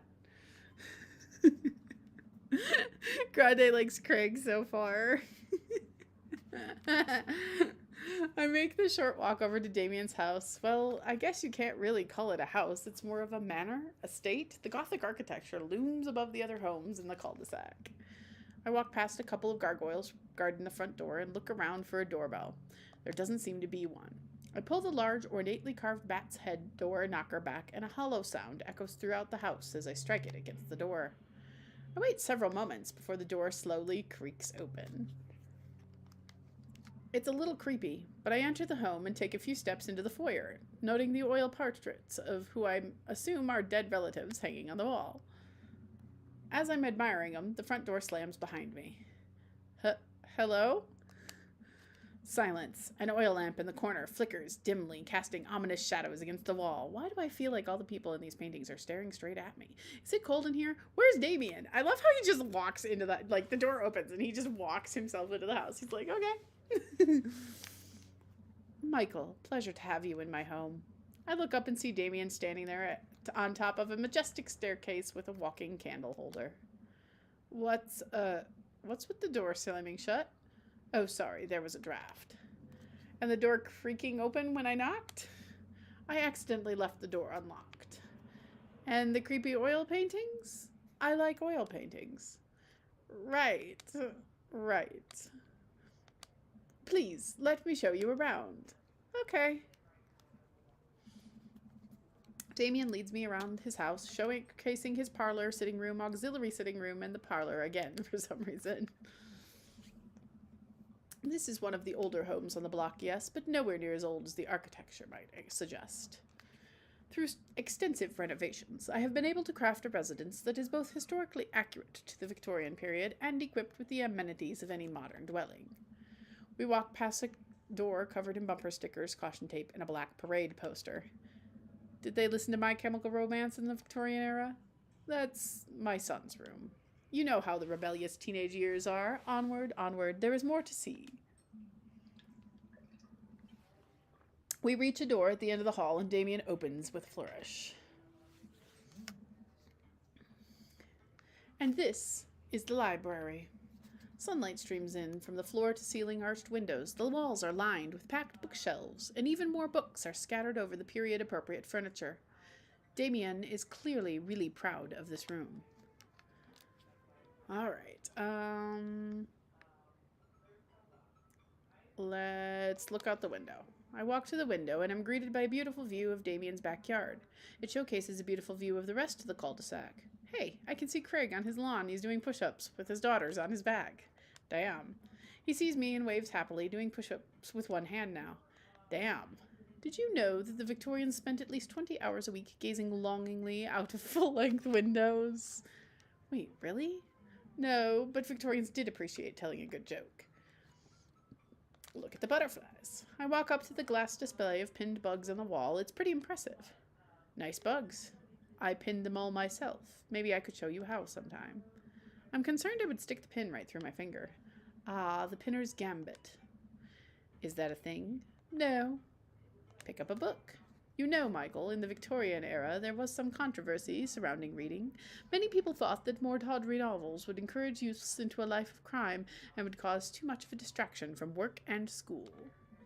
I pull out a book at random and examine the worn cover. Opening it, I turn to a random page and read aloud. Naruto struggled against the chains that Sasuke had bound him with. Shirtless and out of breath, he looked up at Sasuke. Sasuke smirked, unbuttoning his ninja pants. Okay, I think that's enough. Damien is a weeb. Note that down. Damien is a weeb. Damien snaps the book shut and puts it back on the shelf. That's a rare book from my private collection. Please, will you join me for some tea? Damien ships Naruto and Sasuke. Oh, God.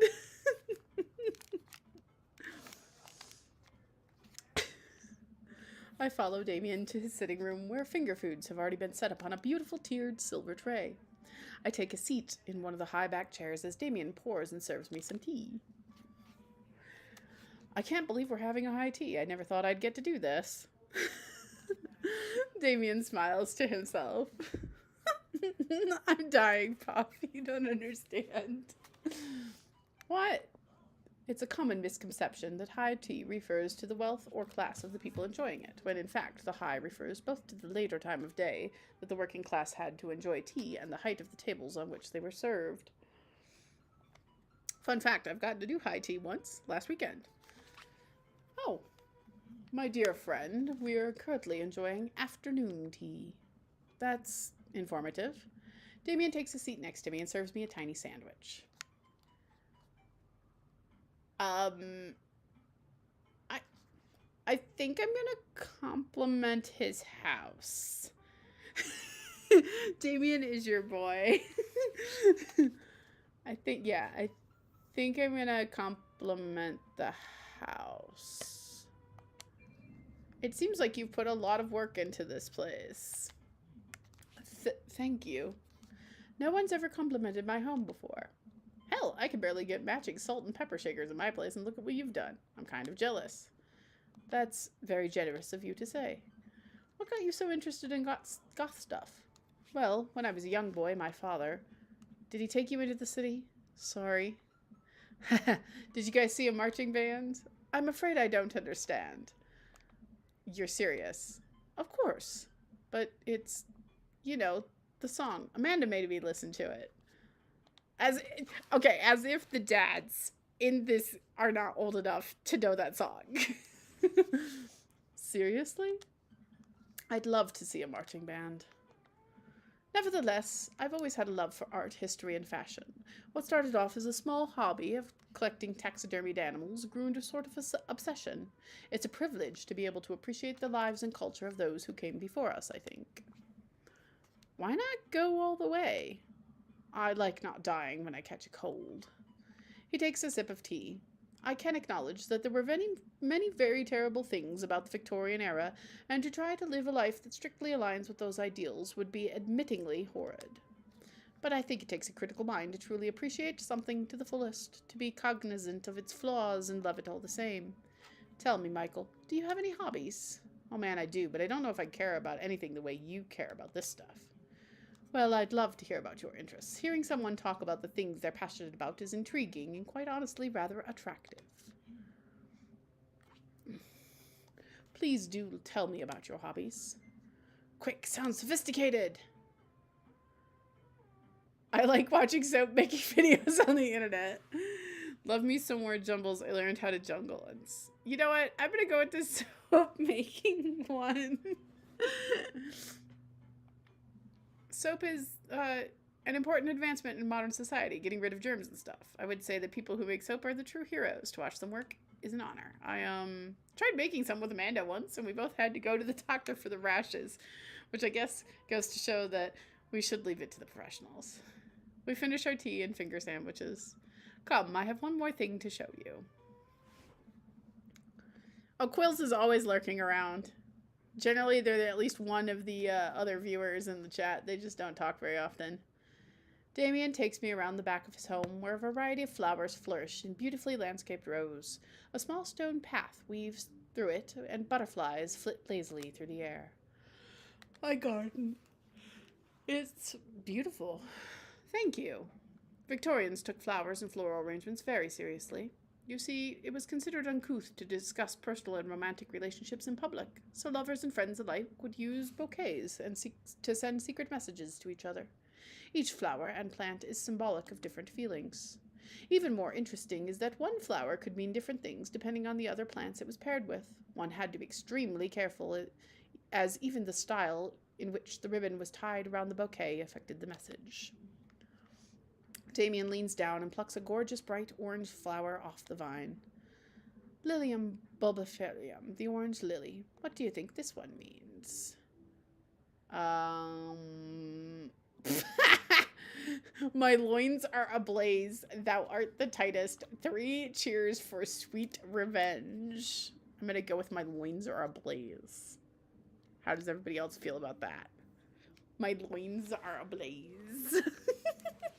I just like saying it. It's funny.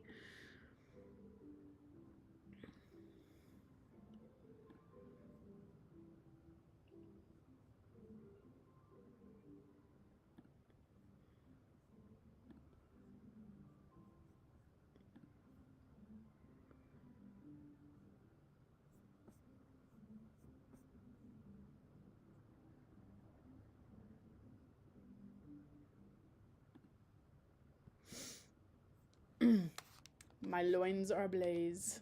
The orange lily is actually symbolic of pure hatred.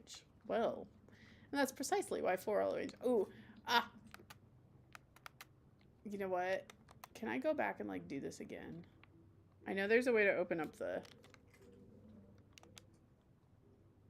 Okay, we're gonna do it again. All right. I'm gonna pick a different one.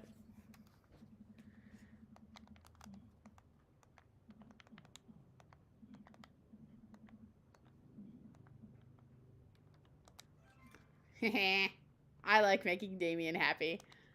The orange lily is symbolic of pure hatred. Well, and that's precisely why floral arrangements are so challenging. What's your favorite type of flower? Let's go with sunflowers. They remind me of sunshine. And you can eat the seeds as a delicious snack. What a practical choice. My stomach grumbles. Oh man, now I want sunflower seeds. I'll have to remember that when I put together a bouquet for you. He would put together a bouquet for me? Nobody's ever given me a bouquet before. I follow Damien down the footpath and admire more of his beautiful flowers. Suddenly, a phone rings. Oh, Michael, will you excuse me? I must take this. He pulls the cell phone out of his pocket. I'm a little surprised it's not a rotary phone. Go for it. Damien smiles and walks back to the house. I take a deep breath and enjoy the heavily perfumed air. What a lovely yard. This makes me wish I had put a little more effort into that garden Amanda and I tried to start one time. Our watermelons grew to the size of cherry tomatoes and then immediately died. Oh, hey, a gargoyle. Oh no, I knocked over the gargoyle. Minigame time. I don't know if I can do that. Fix that garg. Ah,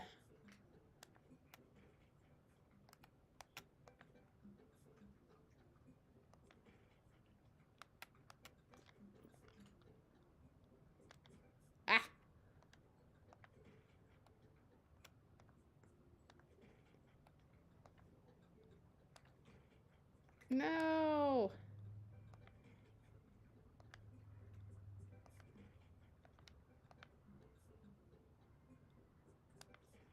What? Are you not supposed to actually succeed in this game?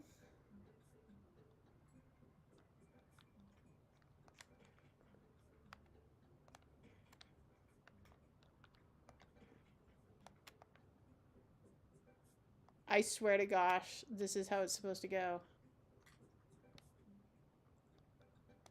Ah! I did it! Our secret.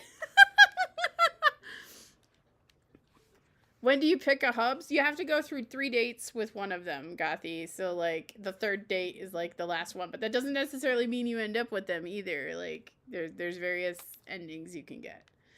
Phew, that was a close one. Oh, here comes Damien. He looks upset. Michael, my sincerest apologies for keeping you waiting. There's an urgent matter that I must attend to, so I'm afraid I must take my leave. No problem, dude. Everyone all right? Everything all right? Damien worries the hem of his coat with his fingers and looks away. Everything is perfectly fine, but it's Lucien. What's wrong? He appears to have, well, his teacher needs me to come to school post-haste. Do you need help? Oh, no, you don't have to. Let me come with you. Us dads gotta stick together. You're right. This is one of Lucien's more elaborate stunts. I would greatly treasure having another parent by my side. Let's go. Damien and I walk into the school and are immediately greeted by an anxious-looking Hugo. Hey, Damien, you're here in record time. I wouldn't miss it for the world, dear friend. Wow, whatever it is, it doesn't seem like this is Hugo and Damien's first time to the My Kids Are in Trouble rodeo. What is it this time? This is Damien. You have to see it to believe it. Damien and I fall into step behind Hugo, who leads us through the busy corridors of the school. We pass by several classes in session, and I vaguely wonder if Amanda's around. Hugo eventually ushers us into a small boiler room with a flight of rickety stairs leading down into darkness. Watch your step. I can hear faint voices drifting up from the basement, and they don't sound happy. As I'm led to the depths of the school, I recall the antics I got into as an angsty middle schooler. At least I had enough sense to stay out of creepy basements. We find another teacher in the boiler room, tucked away at the back of the basement. With him are Lucien and Ernest, Hugo's son. Lucien has a bloody nose. Thanks for coming. I can't make heads or tail of this. I look around at this scene of the crime and see a bunch of bricks and some masonry tools scattered around. What's happened here? Ernest punched me. Lucien tried to kill me. The room falls silent. I was not trying to kill you, dumbass. I was trying to build a brick wall around you and see what would happen. You promised me there was wine down here. You tricked me. Whoa, whoa, whoa. Wait a second. Lucien, did you try to... And I cannot say the title of this for love nor money, but I do know the story. I am neither confirming nor denying that. I turn to Damien and whisper to him, What's, It's a classic Edgar Allan Poe short story where a man gets his enemy drunk, lures him down to his cellar with the promise of wine of a fine vintage, and then buries him alive behind a brick wall. It's a lovely story. So wait, Lucien, you tried to do that to him? I was curious how it would turn out. I wasn't actually going to leave him there. What was the thought process here? That Ernest was just going to sit still while you slowly built a tomb around him? Well, it worked for like 20 minutes because he's an idiot. But then he realized that I had lied about the wine. And you were cackling maniacally. That sort of tipped me off. Ernest, 20 minutes? Dad, it took you 20 minutes? Son, we just did an entire 2-week unit on this. And it took you 20 minutes to realize Lucien was leading you into an elaborate ruse? Did you even read the story? I read the first 5 pages and then a review of the movie. It's only 5 pages long and there is no movie. Yeah, you're right. I paid Lucien to read it for me. Actually, he didn't even pay me, so when you think about it, this was me teaching him a lesson. Damien and Hugo both have their heads in their hands. You guys are always telling me to engage in the literature, and I did. I don't see the problem here. Alright, I'm filing this under what the hell. Don't do whatever that was again. You two are both suspended for a week. Teachers don't make those decisions. Ernest and Lucian high five. The teacher starts to stomp back up the stairs. Hugo, I'll cover your class. Take your son home. Mr. Bloodmarch, you too. Thank you for your mediation. We all head back up the stairs and out of the school in tense silence. Lucian, Damien, and I all pile into my car and begin the drive home. Lucian immediately puts his head up and stares out the window angrily. I'm not going to therapy again. I know, son. It is entirely up to you whether or not you want to go. But I care about you and I can see you're struggling, so if you do decide that you would like to speak to a professional about your feelings, we can do that too. Maybe you can spend this next week looking for a summer job. I know how much you want your own car. I can't believe Damien's keeping his cool. I'm impressed. Fine. Thanks for not freaking out too hard. I love you, son. Lucian continues to stare out of the window. Love you too. We spend the rest of the drive in relative silence. They have such a healthy relationship, actually. The moment we pull into the driveway, Lucian hops out of the car, slams the door, and runs inside. I didn't expect to have that conversation in front of you. He and I have a lot we need to work out. It's all right. And all things considered, Lucian's bricklaying was pretty good, so there's your silver lining. There is that, yes. I really admire how you handled that, or does this kind of thing happen? I really admire how you handled that. You were a lot more diplomatic with him than I would have been. I just want what's best for him, and I don't think yelling at him would do either of us any favors. It rarely does. You're a good dad. See you around soon? It would be my honor and my pleasure. Damien bows with a flourish. Classy. I come home to find Amanda curled up on the couch with a blanket watching TV. I plop down next to her. Yo. What you watching? Tiny House Hunting Brothers Extreme Edition. Ugh, I hate the show. The couple on screen bickers back and forth while standing in an extremely small house made out of recycled bottles.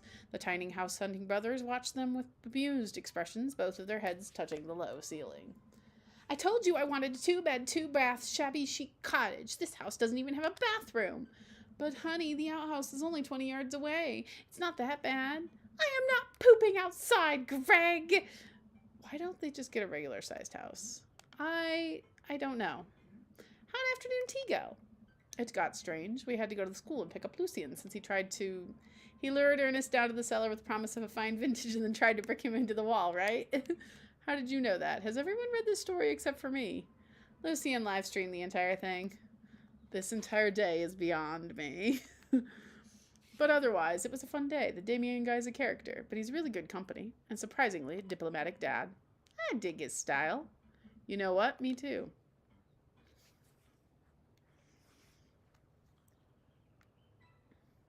Date complete.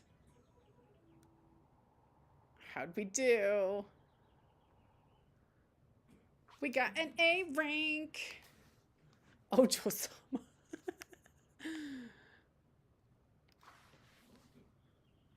All right, so now we have Barista Dad, Competition Dad. Hugo, oh, I have a message from a Dadmazon. Hi, this is Steve from Dadmazon. I'm out front with your delivery. Oh, okay, yes, I'll be right down. Wait, no, sorry, I need to put on pants first. I can't find my pants, but I'm wrapped from waist down in duvet. Are you cool with that? I can come back tomorrow. No, wait, I'll be right down. I found some simple capris.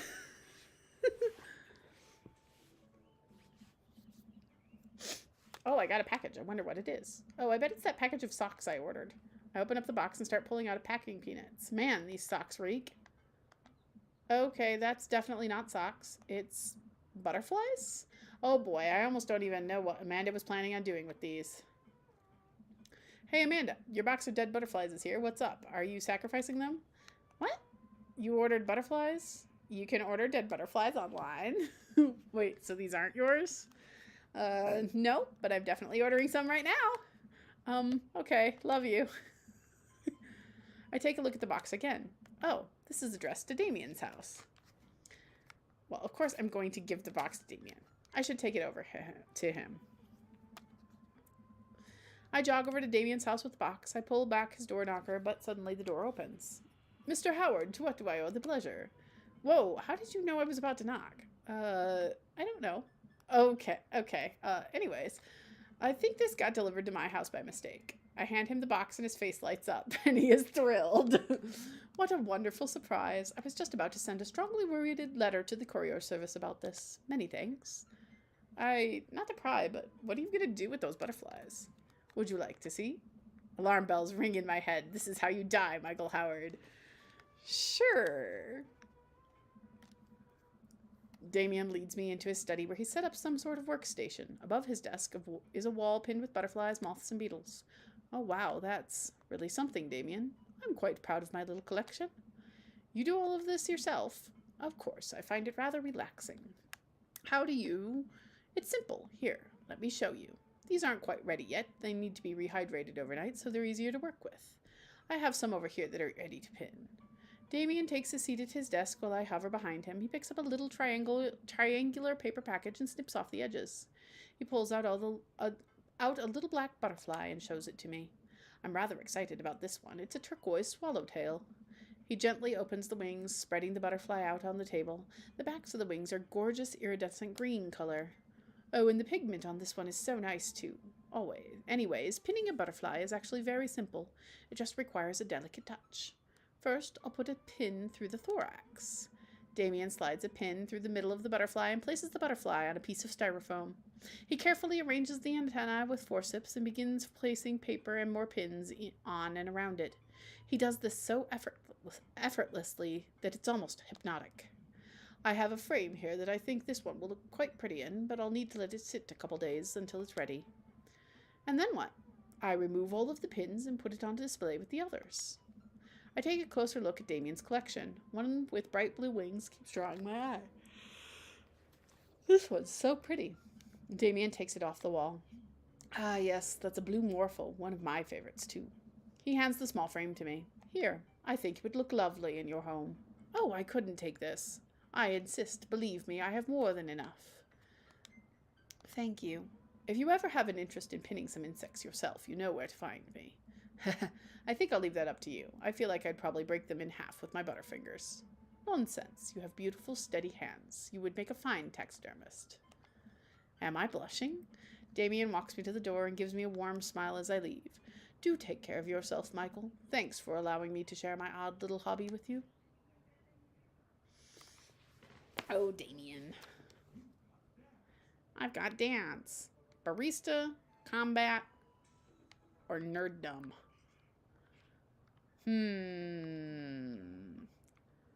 Let's go with Brian. Brian, I know, is going to be competitive. I already know it. I just know it. He's the competitive dad. Man, I don't know how I feel about hanging out with Brian more, but it seems like Daisy and Amanda got along really well. Maybe I should just bite the bullet and hang out with Brian more for the sake of the kids. I crack my knuckles and start typing. Hey, Brian, great grabbing burgers with you at the cookout yesterday. I don't know why it's suddenly yesterday, considering it's been like 3 days. We should get the kids together and hang out soon. I wait a couple minutes until a ding comes from my computer and a message pops up on the screen. It's Brian. Let's see what he has to say. Hey, man. Always love a good burg with a buddy. We should definitely hang out. What you think about mini golf? We could bring the girls and have ourselves a friendly little competition. Rock on, Brian. He signed his name. That's cute.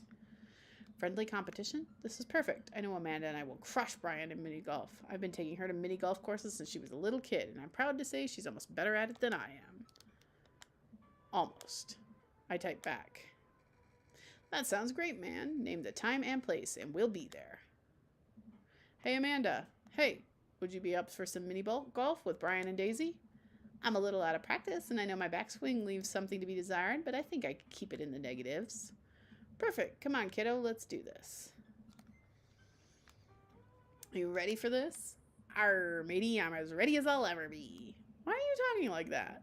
Because this mini golf course is pirate-themed?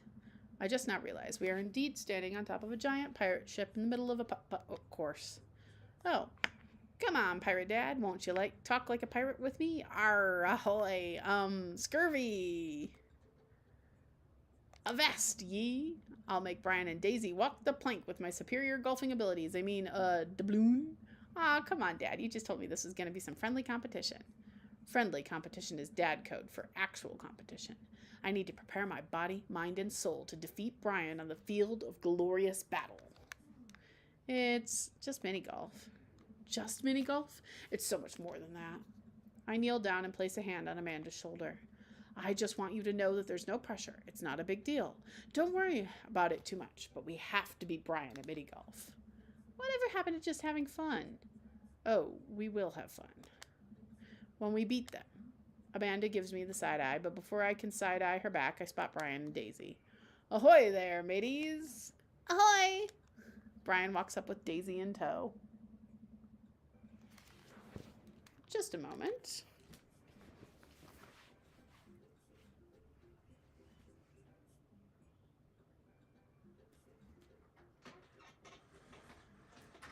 Go out. There's a wasp on my screen, y'all. It is on the wrong side of the screen. I want it to go out. Out, out, out. I don't like it. Out.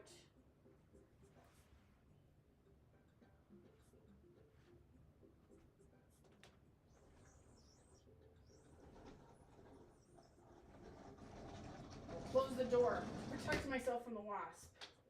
It is on the wrong side of the door. Sorry, drama of wasp. I just didn't want it inside, and it was outside. All right. It looks like they already rented us some golf clubs for our mini golf excursion. Total power move. Why didn't I think of that? All right, first mate. I hear there's buried treasure in these waters. You gonna help me plunder it? Oh, Amanda, I don't think this is a real pirate ship. I think it's just to play putt on. Amanda gives Daisy a look. I mean, aye, aye, Captain. Daisy winks at Amanda. Ah, look at those two. They're two peas in a pod. So, you excited to get some mini golf in? Oh, you know it. You got a gambling man?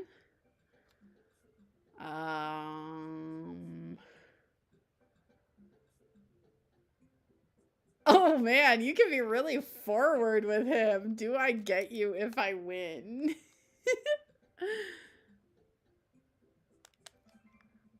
What are you willing to part with? How about the loser buys drinks tonight? All right, but how about we make it a bit more interesting?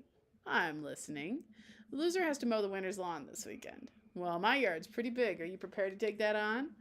I think you should be a little concerned with how you're going to maneuver around my hedges. It's highly technical work, not for the faint of heart. I don't think I need to worry about that. I'm very good at mini golf, I'll have you know. Oh yeah? Hole in one every time. What I just said is not a true thing, but it already came out of my mouth, so I have to stand by it. I'm looking forward to seeing that happen.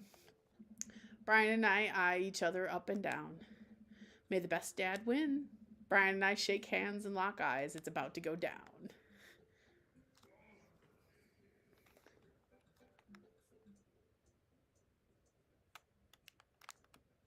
Oh, okay, I get it.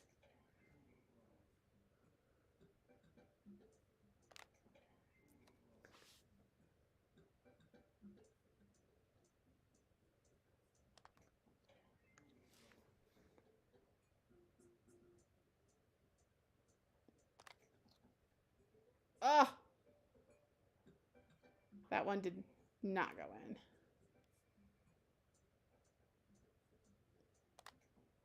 Ah!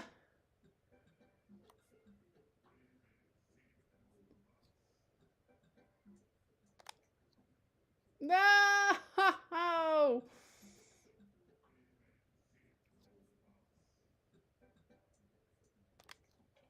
Ha!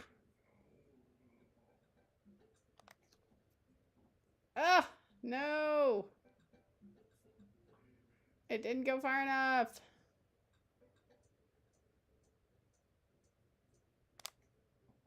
Ugh. I got some of them in. Oh, sweet. I got an S rank. I'll take it. Amanda pulls me aside while Brian and Daisy start walking to the next hole. Hey, you having a good time? I'm having a great time. I'm having a fantastic time destroying Brian underfoot. I just asked because your eye is twitching. No, it's not. I feel my left eye twitch. Amanda raises her eyebrow. We're out here to have fun, remember? It's just a game. You're right. It's just a game. A game with an extremely high stake. A game we're currently winning. Dad. Please, Amanda. Please nail this next hole for me. We need to keep this streak going. If it's really that important to you, sure.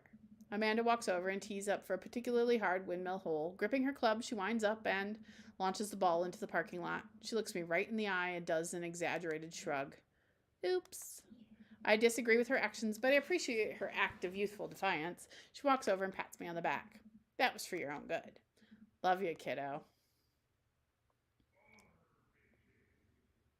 Oh boy.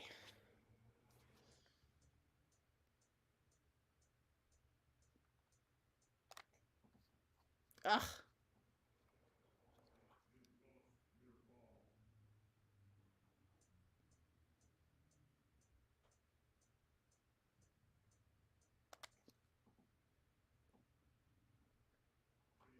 Man.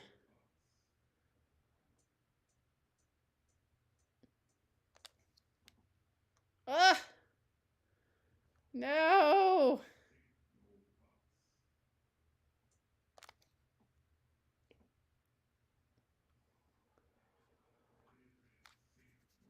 I am not good at geometry. I want y'all to know that. Ha! Oh, Lord.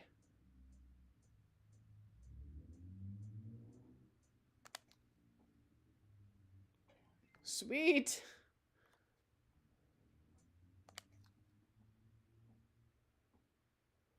No.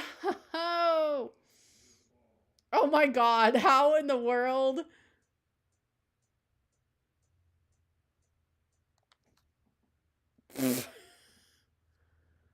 Oh.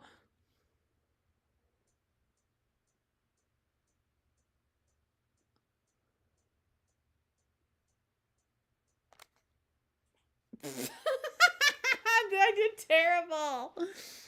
I got an A rank though. Oh my gosh, what's going on here? Hello, welcome in, raiders. Welcome in. Who's the leader of our lovely raid? Are you guys raiding me together? Like, what's going on? Welcome in. Oh my goodness! I did not expect this. I was so concentrating on the mini game that I did terrible at. I'm gonna judge by the thing that it is Orange Bro and Josh. You did Smash Bros. That's awesome. Well, welcome in, guys. If I know you guys know who I am, but if anybody else is lurking in, and I am Leaf, and I play kind of a little bit of everything. It's Saturday, so I'm playing Dream Daddy. Very silly. Please feel free to stick around. Let's see, who did I think this is Orange Bro. Thank you, Orange Bro. Thank you, Josh. I appreciate it.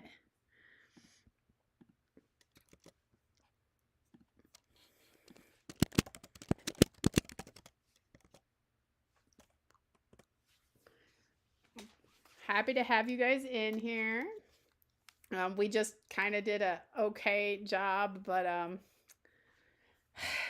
don't know. This is not an easy little mini game. I tried to maintain an air of professionalism. That would be awesome. 4 likes to 10 from what I can see. I try to maintain an air of professionalism because there are children present, but I can feel the crushing weight of the 4 dads before me, casting a disappointed look upon my broken frame. I have failed you, fathers, and for that I am sorry. Man, that was some good shooting there, Michael. Oh, man.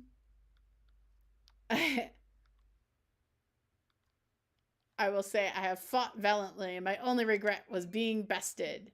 I remember this day, Brian, and someday when I finally defeat you, you'll think of this moment too. The moment I decided your fate. The moment I decided you must be destroyed. Brian and I eyeball each other, electricity shooting between us. Arr, Daisy, did you have a good time? Yo ho ho, I did. We haven't even found the buried treasure yet. I think we need to apply for a permit to dig around here. I can take Daisy home so we can get the city paperwork started for digging. You two go enjoy your night. Sounds like a plan. Michael, you cool with that? Sure, just don't get yourselves into too much trouble. Can do. I'll make sure we get into a perfectly reasonable amount of trouble.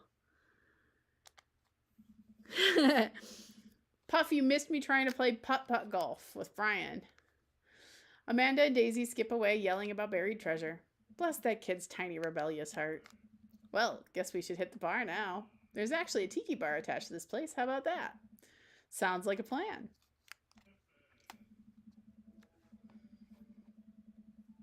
Guess I'm spending some more time with Brian, which I'm not jazzed about considering I just completely blew it in the putt-putt course. Okay, Dad, you can do this. Just gotta drown my sorrows in some tropical loser drink and get out of here. Brian and I walk into the Freaky Tiki, a kitschy island-themed bar. Palm trees adorn the walls and several fake parrots are strewn about. Ukulele music plays softly in the background. Brian and I approach the bamboo bar.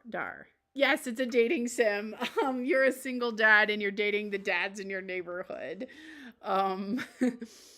Except for one dad who's married, but you're still trying to date him for some reason. 2 pineapples of hospitality, please. The bartender whips us up 2 rum drinks inside of hollowed out pineapples.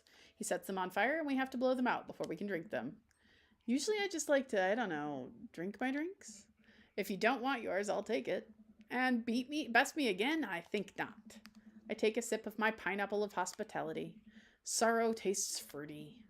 My lawn care needs are very particular. I hope you're up for the challenge. Oh, don't worry. I'll bring my own salt to promote healthy growth in a sustainable environment. Oh, come on now, Michael. I'm just having a little fun with you. You did miss the mini game. I was okay at it. I got an S and then an A.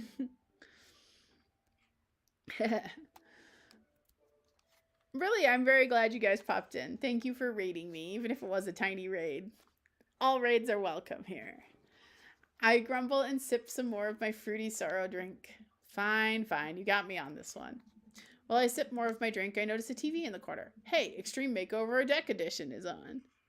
Hey, Lan, welcome in! Yay, Lan made it! We've gone on a couple first dates here, Lan. We have gone on a first date with Damien, Joseph, Craig, and now we're on a date with Brian. That's cool. See you later, Josh. I love this show. Always made me want to own a deck. Ugh, I hate this show. Why? It's so clearly fake. Well, yeah, it's reality TV. Who cares? I care. I'm a general contractor. I work on decks all the time. There's no way they're renovating those decks in a matter of 2 days. It's impossible. It's a 3-week job, minimum. So you want them to cover those 3 weeks extensively in every episode? That can't be interesting to watch a bunch of dudes slave over a deck for that long. Nobody would watch it. I don't like any of those home improvement shows. I want to watch stuff that's real. Like Long Haul Paranormal Ice Road Truckers? I have terrible news for you, Michael. No, not them too. That's the awful truth. Not the ghosts, though. Those are real. Trucks just don't have emergency escape buttons. Oh, yeah? Burger and fries. Delicious. Delicious. You got it.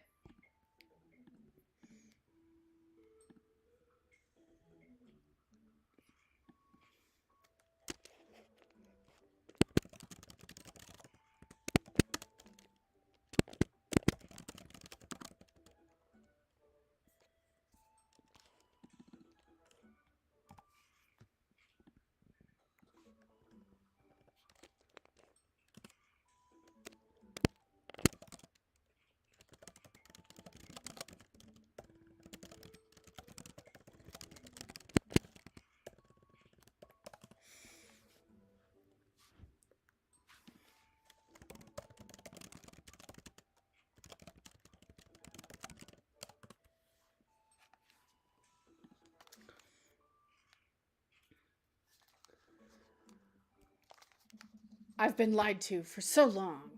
We both chuckle and sip on our pineapples. So wait, you're a general contractor? Sure am. I actually helped plan the cul-de-sac we live in. Wow, nice work. Yeah, I kind of took after the footsteps of my old man. He was a general contractor too? The best. He practically built half this town with his bare hands.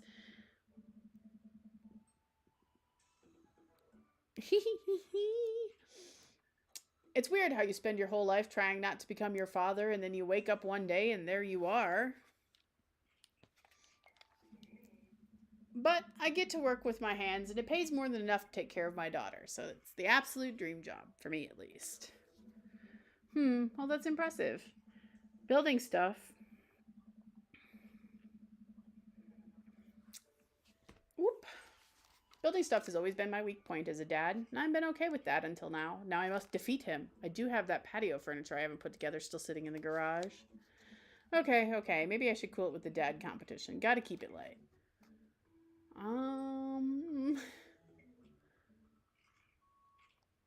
I'll ask about his kiddo. So, Daisy seems pretty smart for her age. Yeah, she's a genius. She definitely doesn't get it from her old man, though. It's actually a little embarrassing. She beats me at Scrabble constantly. To be fair, Scrabble is really hard. I can barely make good words when I have the whole alphabet in front of me, let alone 7 letters. Brian laughs. See, we can keep things friendly here. This is perfectly pleasant. I could do this all night. Because I feel an innate need to impress Brian and prove I am better than him, obviously. That's the only reason, I think. Let's keep it moving. I'm going to compliment his beard. Your beard is nice. It looks very healthy. Thanks, I grew it myself. Hey, you're not allowed to dad joke another dad. Is this how our daughters feel all the time? I'm upset. Hi, upset. I'm dad. No! I mean, you walked right into that one. That's dad joke 101. Listen, buddy, I took dad joke 101 years ago. I'm in the 400 level classes and well on my way to first degree in fart humor. Wow, Amanda must be so proud. She is not. I look around the room and take in the kitschy decor, looking for something else to comment on. There's a gigantic fish hanging above Brian, and I gesture to it. Brian is very cute. He's like, he's just absolutely competitive. Cool fish. It's definitely fake. What, really? Everything in here is fake. That palm tree over there is just a ficus with plastic coconuts glued onto it. I look over. He's right. But I almost caught something like that fish once. Mine was bigger, though. Of course it was. Oh, really? Yep. I went on a trip to Hawaii maybe a decade ago. We were out on the sea for 3 days catching fish, drinking beer, you know, guy stuff. We had a hot plate on the boat so we could sear the fish right after we caught it, throw a little bit of salt and lemon on there. Oh man, that's some of the best food I've ever had. That actually sounds amazing. Well, it was the last day. Everyone had gone to bed already, but I was out there watching the stars, had my line out too, and then all of a sudden it just starts running. So I jump on the reel before it gets ripped out of the rod rack and start fighting with the damn thing. I'm out there for maybe an hour. Didn't call out to my shipmates. It was just man against nature. Finally, I'm starting to tucker the guy out. I get him up to the surface and finally get a sight of it. The biggest marlin I've ever seen. Hemingway-esque. I got it onto the boat single-handedly. You know what happened next? What happens next? The damn thing smacks me in the face with its tail, knocks me out. I wake up the next morning on the deck, the fish gone, never felt dumber. So it got away? I think there's another version of me that would have spent the rest of my life trying to catch that fish, Captain Ahab style. I'm sure Daisy would be supportive. Oh man, fishing's the life. Haven't gone enough lately. You go fishing? Actually, I have a confession to make. Wait, what am I doing? Why am I having this inexplicable urge to be vulnerable with him? I can't tell him I'm terrible at fishing. I lean in close.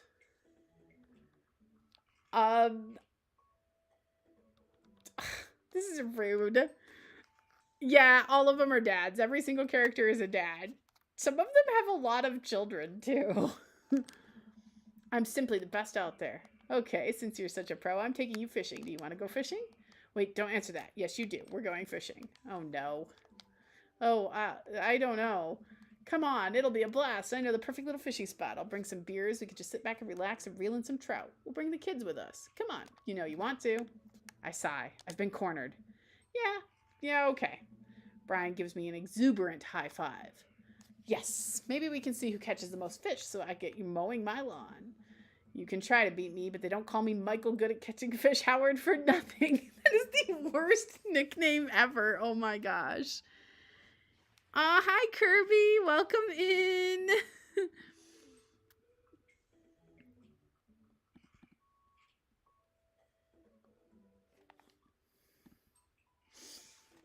I'm spinning a web of lies that I fear will one day consume me. Sounds like it'll be a scrap. Brian and I finish our drinks and head outside.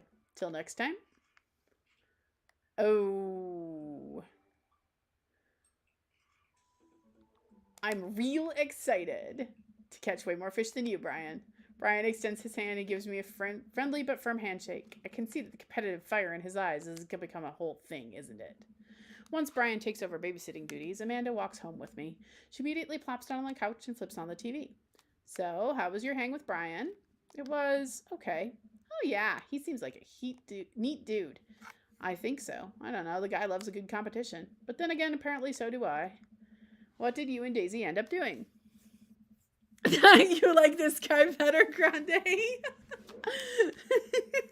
What do you like so much about Brian? I'm very curious. Once we hunted for treasure for a bit, but Daisy was really adamant about not digging without a permit, so we just watched some documentary about theoretical physics. I put her to bed and then sat around eating Brian's food. Don't tell him I said that. That's standard babysitting protocol, I believe. I really like hanging out with Daisy. She's super mature for her age. Yeah, Brian says she's had a hard time relating to other kids. She kind of reminds me of you at her age. Although she doesn't bite people as much as you did. I can't believe I'm finally the cool older kid. It feels good. You gonna hang out with Brian again? That's the thing. He wants to go fishing with me. Oh, I told him I was an amazing fisherman. You hate fishing. I know. I'm kind of panicking. I'm sure it'll be fine. All you have to do is wake up at the crack of dawn and sit silently in a boat on a lake for hours on end with no promise of a tangible reward, your only companion being the fear and doubt you harbor deep within your heart. Fishing's fun, you'll remind yourself as the world darkens around you and you wonder if it's really staring back at yourself in the lake's reflection or simply just the abyss. Yeah, laugh it up, Amanda. You're coming with us. It's my constitutional right to outright refuse this order. Daisy's coming too. Well, I bet I could convince Brian to bring his dog. Fine, sold. I'm in. All right, I'm bushed. Gonna call it a night. Don't stay up too late, okay? You got it, Pops. It's like The Sims, but it's a dating sim. Grande is Team Brian. Previously, Gothy, he liked Craig best. Ooh, I got a S-rank date with Brian. All right, we are down to Barista Dad and... What? Hi, Matt. Hey, Michael, what are your feelings about poker? Beyond hardly knowing her. Poker? I hardly know her. There it is. Well, good talk. Wait, I actually like poker. I just saw the joke and I had to take the shot. Please, Matt, I'm a dad. I'm contractually obligated. No, I get that. Anyway, we've been playing weekly poker games and I figured I should send an invite your way. That sounds great. I love losing money. Cool, dude. See you soon. With Joseph, I think I got... I don't know. I don't remember. I scored pretty well, though. I got ARS. I don't remember which. The ranks you get on their dates, I don't know if they have, like, a huge impact on it much. Matt invited me to poker night at Joseph's house. I put on my going out coat and walk over. Across the way, I spot Matt, who's walking over from his own house. He's got a case of beer under his arm. Crap, I should have brought something. Hey, man. Crap, I should have brought something. No worries, man. It's your first time. Just bring a full wallet. How long have you guys been at this for? Years, buddy. Just a nice way to keep in touch with the guys. It's never really high stakes. Yes, the dad tips are the best.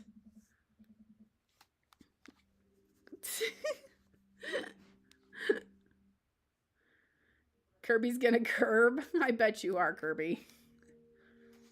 We pass through the fence enclosing Joseph's backyard. Craig, Brian, and Joseph hover around the patio, drinking beer and chatting. Robert sits in the corner, brooding, as usual. Michael, glad you could make it. So am I. I'm psyched to take all your money. Just like old times. Craig's the resident shark. We prefer the term person who's good at poker.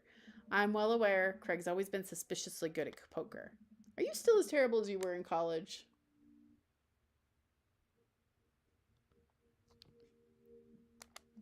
Hey, I wasn't terrible. I'm not bad at poker. I'm definitely good at poker. Everyone stares at me. Okay, maybe that was a little defensive. Okay, I'm bad at poker. There's no way you're as bad as Joseph. Joseph shrugs. This is basically my tithing. I'm giving back to the community. Plus, I'm happy to sit here and eat all of Brian's snacks. Guess who brought pigs in a blanket? Not Craig. Hey, my chia seed and granola energy balls are just as delicious. Everybody laughs.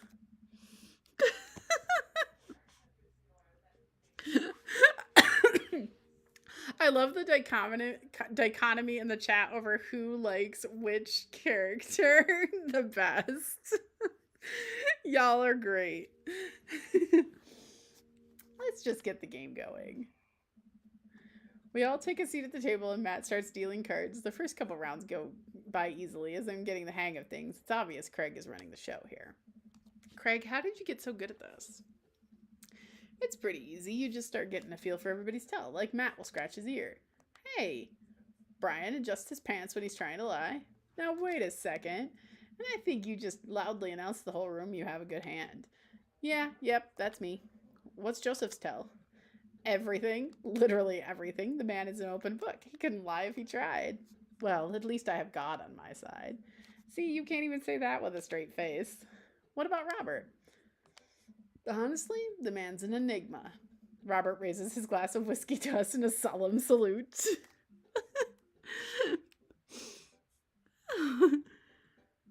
You should, Grande. Please do it. Do it, Grande. Make all the dad jokes. There are so many in this game. I think he wiped the floor with us if he actually tried. I'm just here because I enjoy the company. Robert pulls out his phone and stares at it. Robert, is that a flip phone? Yeah. What? Are you a drug dealer now? Yeah, what do you need? Horse, speed, Tijuana Johnnies? I can get you the street stuff easy, but if you're looking for something exotic or designer, that may be 72 hours and a favor called. Maybe I won't need you today, but maybe I won't need you tomorrow, but someday. Oh, I think I'm good. Right. But still, if you got the coin, I got the goods. I dropped my phone in the toilet, and this is a backup until I could get it replaced under warranty. Everyone murmurs their sympathies. We've all been there. Oh my God, Robert. I love how he's so dramatic, and then he just promptly tells you the truth. We go back to playing. I really got to stop eating these pigs in a blanket. Pigs in a blankets? I don't know, but they're very good. I think there might be cheese in them. Oof, I don't know if I've got enough to raise you on this round. You can always bet your firstborn. If you think you can handle another one, be my guest. Briar and Hazel are a handful, to say the least. Buddy, you think 3 kids is a handful? Try 4. I'm operating at 100% dad capacity at all times. Actually, it's technically 5. Christy saw a commercial for one of those dolls that poop and wouldn't stop asking for it. We ended up getting it for her birthday, but she's so grossed out by the fake baby poop, she makes me change its diapers. So now I'm changing the real baby and the fake baby. There's just a lot of poop in my household right now. Daisy got one of those a while back. Puff!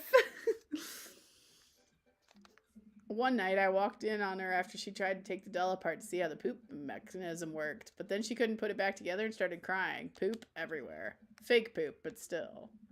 That reminds me of, wait, do we all have poop doll stories? Everyone nods in agreement. Guys, I really don't need any more poop in my life than there already is. Can we just go back to poker and not talk about poop? Matt deals another hand, and we quickly forget about the poop. We run out of pigs in a blanket, so we switch over to Craig's healthy snack food. It actually isn't terrible. These kale chips are phenomenal. We should sell these at the coffee shop. It's my own recipe. I'd be happy to give it to you guys. I can see it now. Pierce the Kale Chips. Pierce the Veil is a popular post-hardcore screamo band out of San Diego. We all look at Matt confused. It's maybe not any of your wheelhouses. How's the shop nowadays? Busy as ever. I'm toying with the idea of hiring another person to work the counter, but I haven't found a good candidate. If Amanda's looking for a summer gig, let me know. That's really nice of you, but I think she's been burned too badly by coffee shops before. Literally, not figuratively. Matt cocks his head to the side. I'll ask her, though. We get down to the final hand of the night, and it's Craig on the lead by a landslide. Joseph has long since lost all of his chips and is taken to tidying up, refusing any help from the rest of us. Brian deals us all cards. Yeah, she broke the baby. Grande. Okay, but Gothy, Grande liked Craig at first. He changed his mind.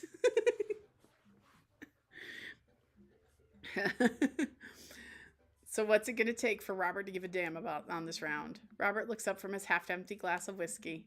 Do you really want to unleash the beast? Well, now I'm curious. I got a long history of being a gambling man, but I'll only do it if you make it interesting. None of this penny chip nonsense.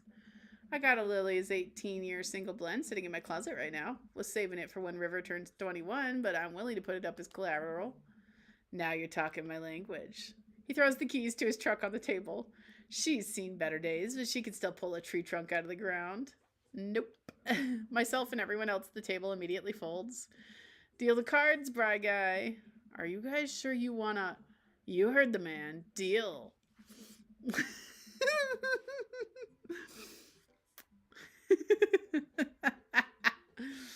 Brian deals the next round of cards. Craig stares daggers at Robert, who casually sips his whiskey.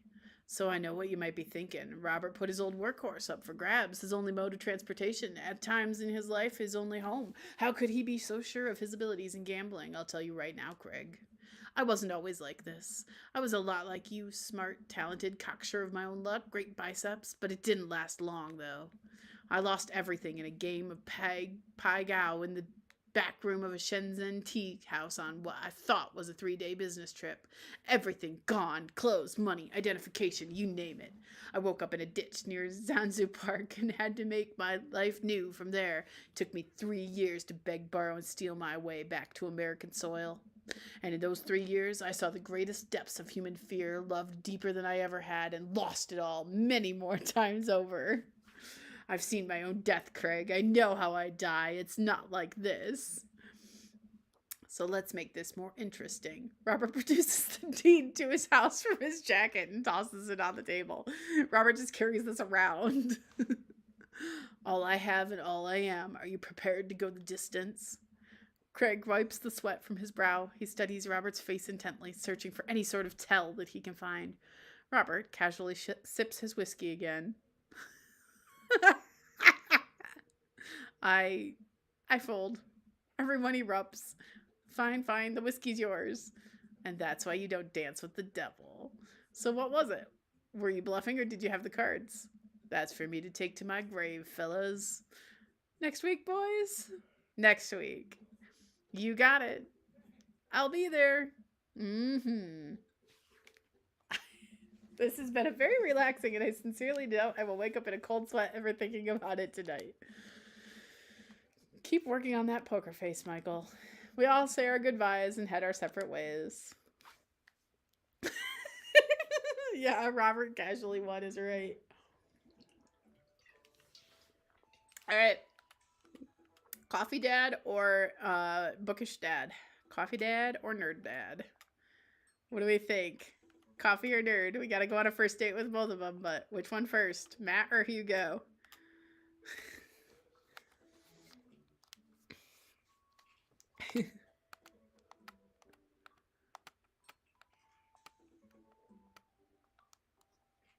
Coffee Saint Hipster.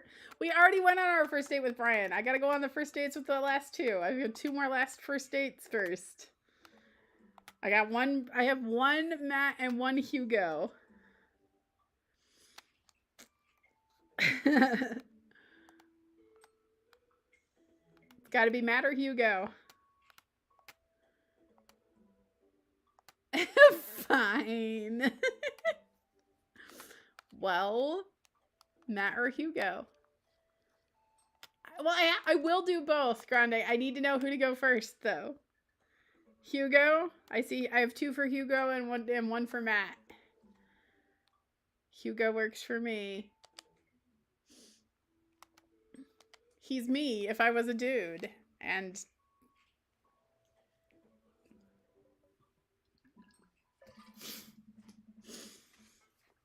Mr. Artbutts. I navigate to Hugo's dad book page and type out a message. Hey, Hugo, great seeing you at the barbecue. Why am I talking about the barbecue? I literally just saw him last night. Want to hang out sometime? I'm so glad you messaged me, and I definitely want to hang out sometime, but I have a favor to ask. Our class is going on a field trip to the aquarium today, and one of the chaperones called in sick. Is there any possible way you can come by and replace them? Uh-oh. I'm completely understand if you don't want to or can't make it, but I'm going to be honest with you here. It's a middle school class trip. I need as much help as I can get. I think about it for a moment. Man, that's a lot of screaming kids that I'd be accountable for. And they're in middle school, arguably the worst age to be. My favorite age to teach. Amanda silently trudges into the kitchen and pours herself a bowl of cereal. Morning, Amanda. Morning, Pops. Hey, how was middle school for you? Bad, but nobody likes middle school. It's 3 years of bad acne, crying, and being terrible. Everyone sucks. No self-awareness. It's just a bunch of hormonal teenagers locked in gross old building for 40 plus hours a week, doing long divisions, starting fights over, I don't know, pizza day, top 40s pop. Middle schoolers should be avoided at all costs. What was your middle school experience like? I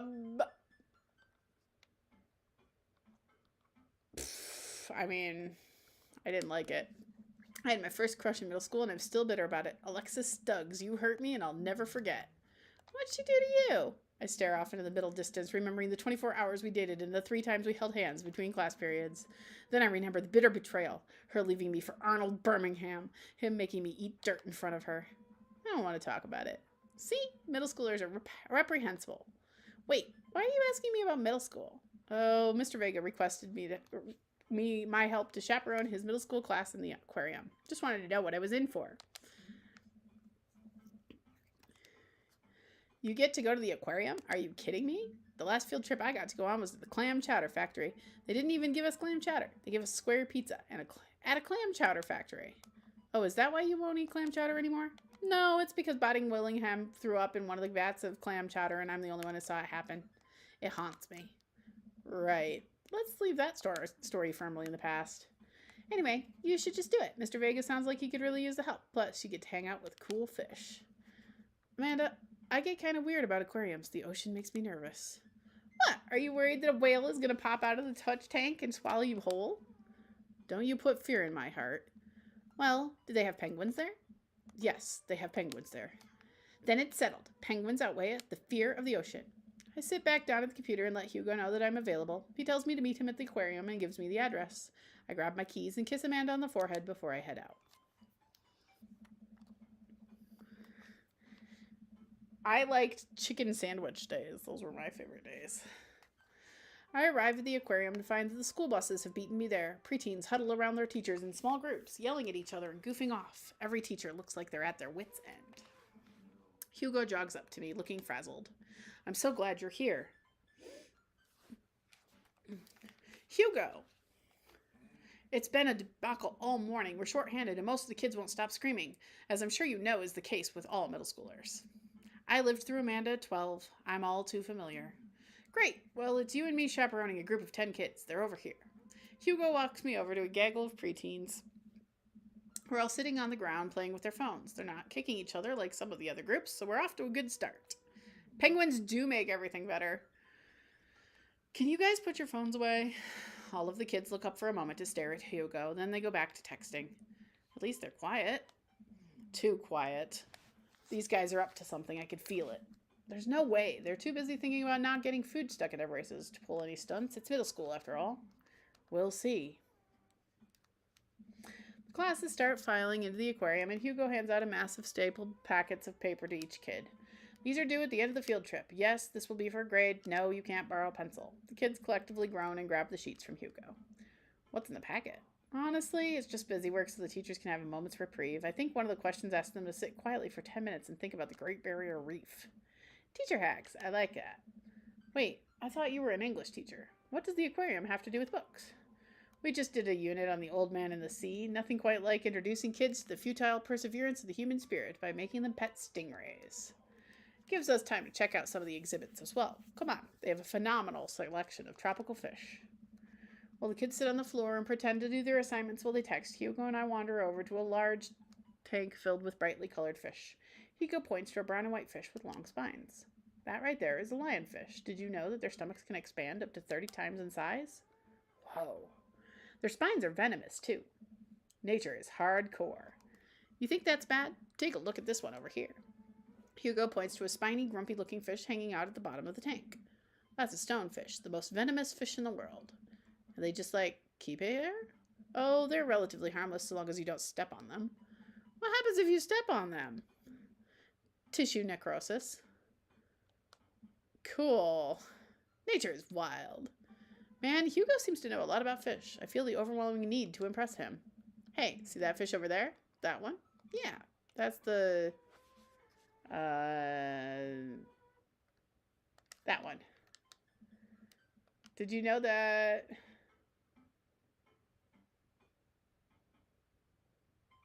Yeah, we'll go with paranormal.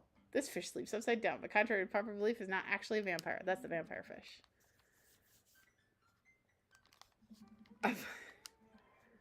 There, I played a gag. It made him happy. We lead the kids down to another room. Sharks, sea turtles, eels, and other marine life swim around in a massive floor-to-ceiling aquarium. The kids began trying to take selfies with the sharks. Hugo leaves my side to separate two kids who start fighting over a Capri Sun. I walk around the room, reading the tiny little blurbs of the different fish swimming inside the enclosure. After a while, I look around and see Hugo again. He's gazing up at the aquarium in childlike wonder. The ripples in the water cast blue, moving shadows across his face. For someone surrounded by angry, hormonal preteens, he looks completely peaceful. He looks really cute in this light. I hope he doesn't notice me staring. Wow. I walk over to join him. Beautiful, isn't it?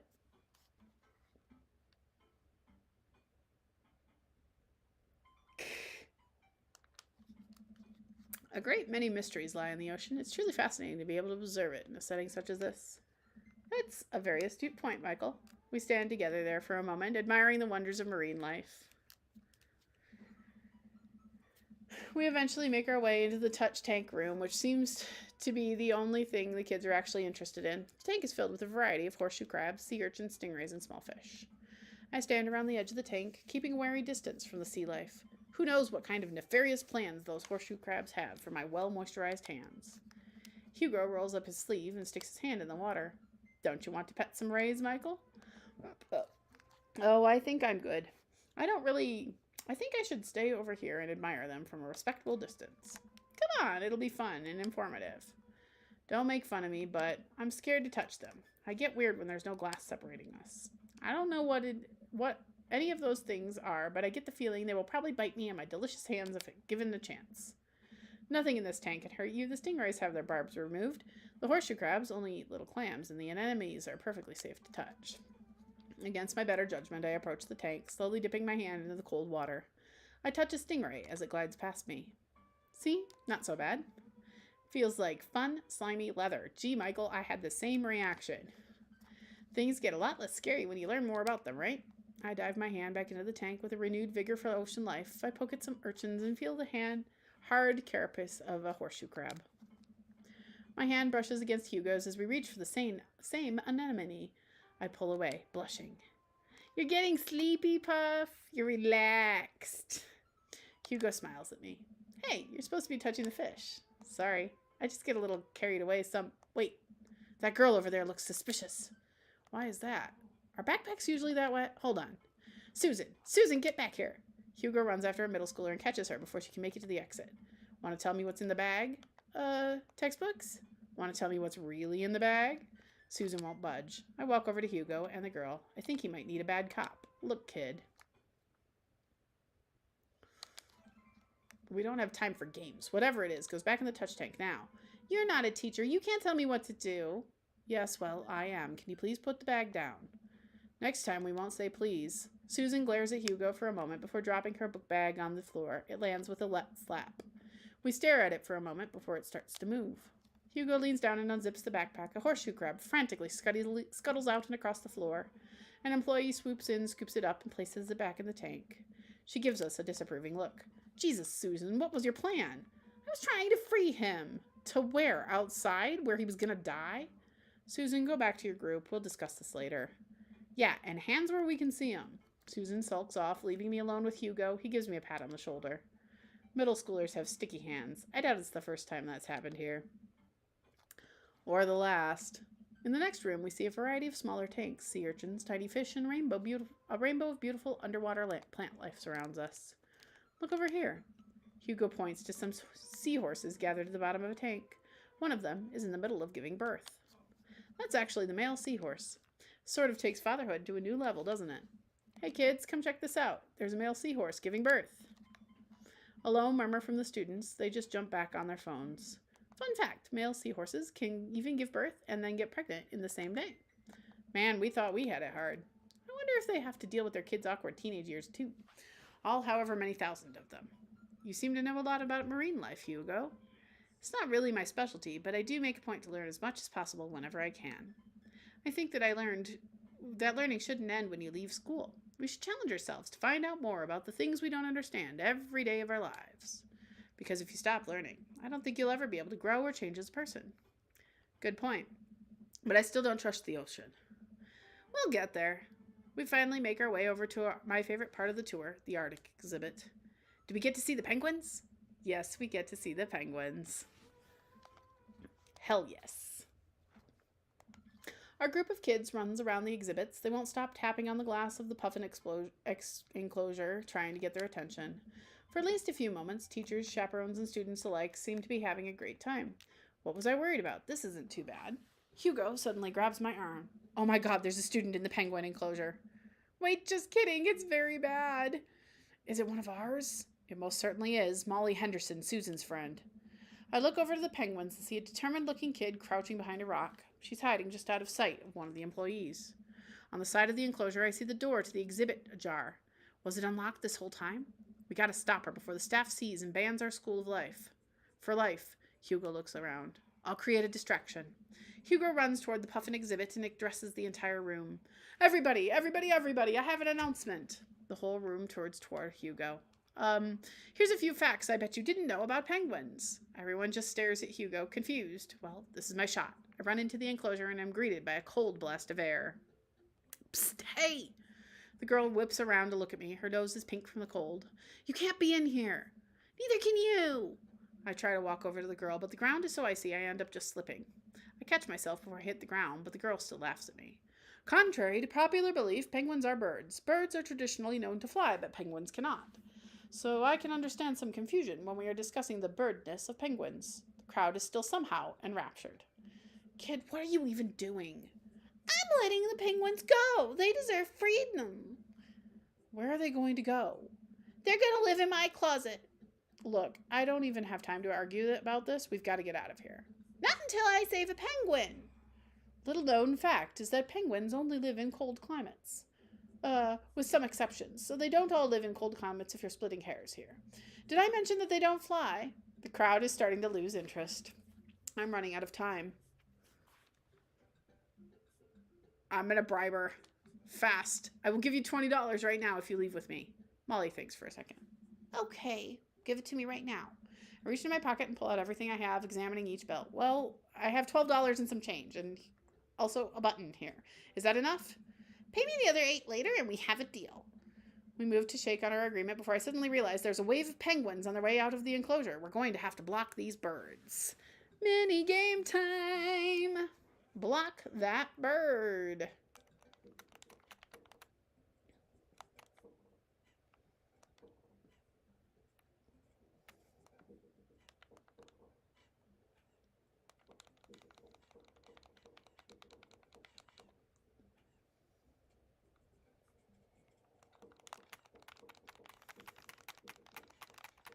Ah! Must block penguins, must! Oh no, a penguin escaped! No!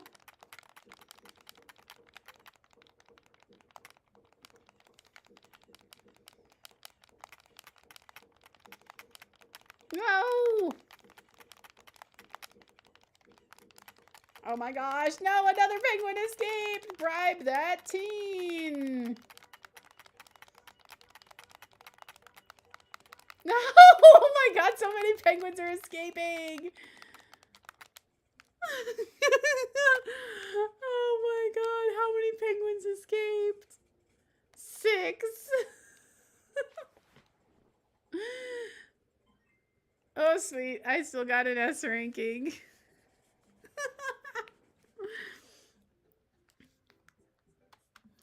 So many penguins. Whew. Glad that's over. Just in time, too. Looks like Hugo is wrapping up his diversionary penguin speech. And that's why I think penguins are one of the best animals in the world. A few people in the audience clap out of a sense of duty. Everyone starts dispersing. Hugo spots us from across the way and runs over.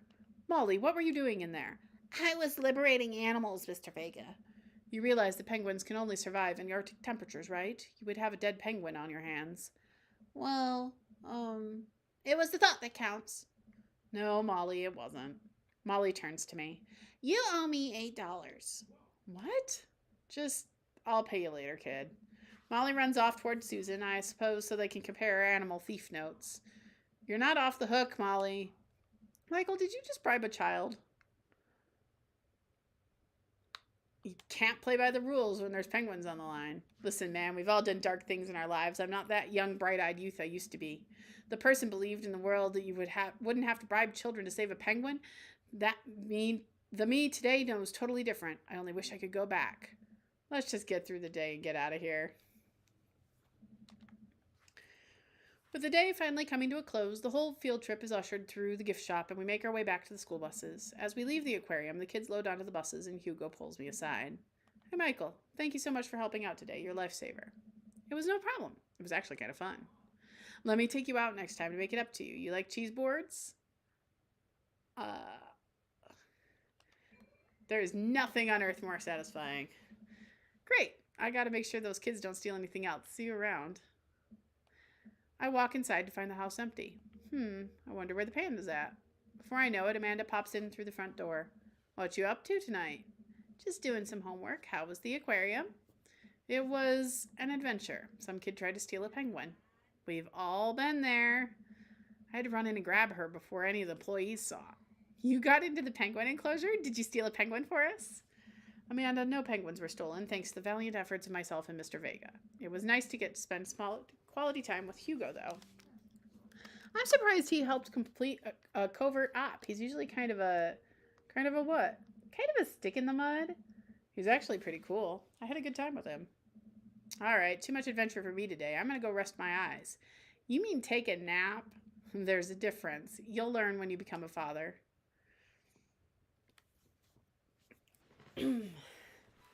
All sleeps are important. How did I score with Hugo? I got an S rank. All right. All that's left is Matt. Uh-oh. Craig wants something. What do you want? Hey, buddy, I have a favor to ask. Robert invited me over for dinner, and I know it's kind of faux pas to invite another bro, but I've known the guy for years, and I still can't get a good read on him, and I know it's going to be super awkward if I go by myself. Will you please come with me?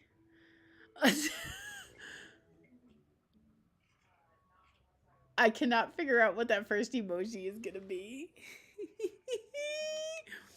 I love food. I especially love food that's free. And I don't know why you're so sweaty over cooking, but sure. Yeah, dude, I'm down. Thank you. I really hope that's a sweat of relief. Puff's like, yes, my day has been made. That doesn't sound too bad. I could definitely go for free food. But why is Craig being so apprehensive? Does he know something about Robert that I don't? I hurry up and reply before my dad brain can work itself into a paranoia spiral. Yeah, dude, I'm down. Thank you. Craig and I decide to meet up before heading over to Robert's place. Craig's waiting on my porch, bottle of white wine in hand. Michael, boy, am I glad to see you. Likewise, man. Classy of you to bring wine. Oh, it's not wine. It's sparkling apple cider. Robert literally has a wine cellar, so I think he's good. Wow. Or at least I think he has a wine cellar. I'm genuinely unsure if he was telling the truth or not. I can never tell with him. Thank God it's not just me. I never know. He's so deadpan about everything. I usually just laugh it off, man, but that guy's an enigma. We start walking over to Robert's house. Does Robert even know how to cook? I have sincere doubts about whether he even knows how to shave properly or iron his shirts. I feel like you learn to cook after you learn those two first. One time I saw him grab a hot dog from a trash can. I mean, it was the very top of the trash can, like sitting above it, but still, if he were on trial, I would think the jury would define that as in the trash. In his defense, I've definitely considered grabbing food from the top of the trash before. Well, yeah, I think we've all considered it, but the difference is that Robert actually did it. True. Maybe he's the enlightened one. Maybe we're holding ourselves back. We arrive at Robert's house and ring the doorbell, but the doorbell won't chime. Must be broken. Craig knocks on the door a few times. Since when does Robert have a dog? I don't know. That's weird. I can hear Robert just inside. 1 second! This is uncharted territory, Michael. If he's the one making barking noise, what if he's the one making barking noises and there is no dog? Don't say that. We're not even inside yet. Finally, the door opens. Robert looks a little surprised to see me. Michael, didn't know you'd be tagging along. Did Craig not tell Robert I was coming? Come on, Craig. I can leave if there's not. No, it's fine. Come in. We enter Robert's living room, which is surprisingly really nice. Super messy, but still nice. Make yourselves at home. We can still hear barking from the other room. I didn't know you had a dog, Robert. Oh yeah, that's Betsy. Have to put her up when guests are over. She'll calm down in a bit. What kind of dog is she? Pit bull. Rescued her from a dogfighting ring a few years back. She hates strangers. If I let her out right now, I'll probably have to take you both to the ER. Craig and I make eye contact. He raises an eyebrow at me. Oh, okay. Anyways, dinner should be ready in a minute. Hope you guys like ossobuco. Robert leaves the room, presumably to go to the kitchen. Craig leans in and whispers, was the dog fighting thing real or was he kidding? I don't know. What's ossobuco? I don't know. Did he make up that word? Until I have ossobuco in front of me? We can only assume so. We sit there in silence for a second, taking in Robert's living room. Are we about to get sawed? Nah, usually you wake up in those situations. We voluntarily locked into this one. Robert finally walks into the room carrying 3 paper plates of steaming food like a waiter. I don't have a dining table. Don't trust them, so we're eating here. Also, I don't have real people plates. Hope that's okay. Robert sits to real people. Paper plates are not real people plates. Did you guys know that? Robert sets the plates in front of us on the coffee table. I still can't tell what it is. Looks like meat. Maybe. Lots of sauce. I can make out some vegetables. I think that might be rice, but it could also be pasta. Guess there's only one way to find out. I take a bite. Oh my god. I take another bite. The medley of flavors in this dish is amazing. The meat is so tender and the risotto, I think that's what it is so creamy. Robert, this is really incredible. You cooked this? I fished it out of the dumpster behind a restaurant, or at least I think it was a restaurant. Can you believe people just throw this stuff away? I almost gag. I'm kidding. I look over at Craig, who looks wary, but still has his mouth full. He gives Robert a thumbs up. Glad you like it. Where did you learn to cook like this? Worked at a restaurant in Spain for a hot sec. Is he messing with us? I decide to play along. You lived in Spain? After I dropped out of college, I went backpacking through Europe. Crashed on couches, sleeping in hostels, wherever, totally broke. Worked a couple of odd jobs whenever I could to gather some cash. One night I'm eating dinner at this little restaurant just outside of Madrid. I go to pay before I realize I spent the last of my money on booze the night before. I'm in the middle of ditching when the manager catches me and puts me to work in the kitchen. Long story short, they ended up liking me so much they offered me a job. Why not, right? Started living with some distant relatives on my ma's side. Over the course of 2 years, I worked my way up from busboy to sous chef. Learned a lot. Craig and I wait for the punchline.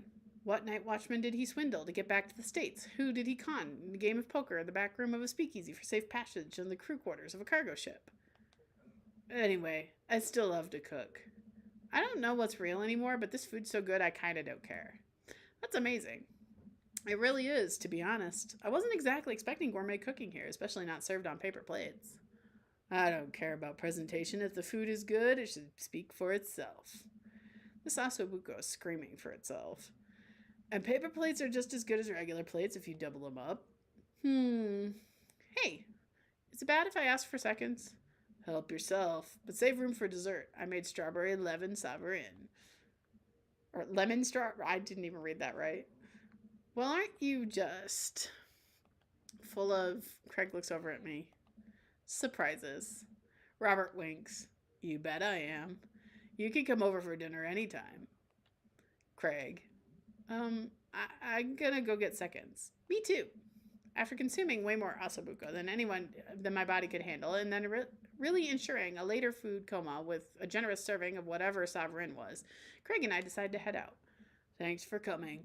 I'm making an attempt to be more social. Well, we're always happy to stop by if you want company, especially if there's ossobuco involved. Oh my god. I love Robert. I love Robert so much. I'm so glad I didn't sleep with him.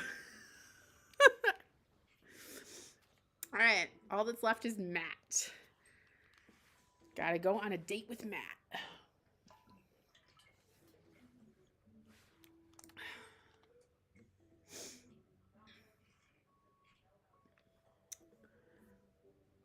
I navigate to Matt's dad book page and type out a message. Hey man, great getting to see you at the barbecue. We should definitely hang soon. You free later? After a minute or two, I get a reply. Hey dude, I'd be so down for that. I'm actually catching a show tonight at the Soundgarden. Want to come out? I think for a moment. What's the Soundgarden? It's a concert venue, but also a band that a lot of people listened to back when it was cool to have soul patches. Oh man, I haven't been to a real concert since Amanda was born. Am I ready for this? Well, I'm thinking, another message pops up on the screen. Pup is playing tonight. Cool little indie punk rock band out of Canada. Should be a fun one. I didn't know you were allowed to string together that many words together to describe a band. Well, whatever. Let's get out of our comfort zone. I log off of Dad Book and think for a second. Wait, when was the last time I went to a concert? I mentally track back decades through memories of denim jean jackets and moral panic over teenagers turning into the occult. Oh god, I had a mullet back then. Oh god, I thought it was cool. Oh god, other people thought it was cool. I finally remember the strange 80s prog rock I used to listen to and mentally envision all the airbrushed vans in the parking lot. Man, how did anyone survive the 80s? Okay, so I haven't been to a concert in a long time. What do you even do at concerts now?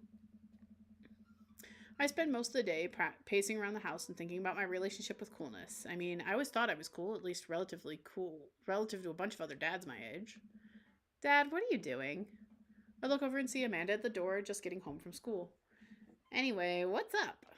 Amanda, how do I be cool? Let me put on a pot of coffee first. This is going to be a long night. No, seriously. Matt invited me to a concert, and I don't think I've been to one since you were born. Yeah, you have. You took me to one when I was 12, remember? I'm suddenly overwhelmed by the memory of a sea of screaming preteens. Oh God, I tried so hard to forget. The one where I had to camp out with you in line so you could get a good spot and then you cried and screamed the whole time? Dad, it was so much more than that, and I'm not even ashamed to say it. Oh, you're not ashamed? You seemed pretty ashamed when I found all those drawings you made of the dancing boys kissing in your trapper keeper. Yeah, well, you didn't even find the good stuff.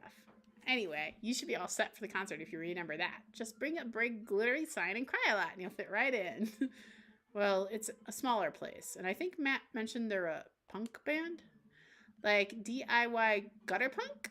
Thrash? Straight edge? Come on, Dad, give me something to work with here. Are they post-punk, proto-punk, steampunk, Jeremy punk?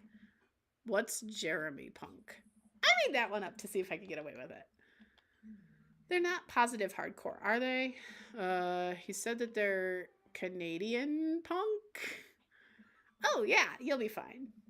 Does the idea of Canadian punk seem contradictory to you?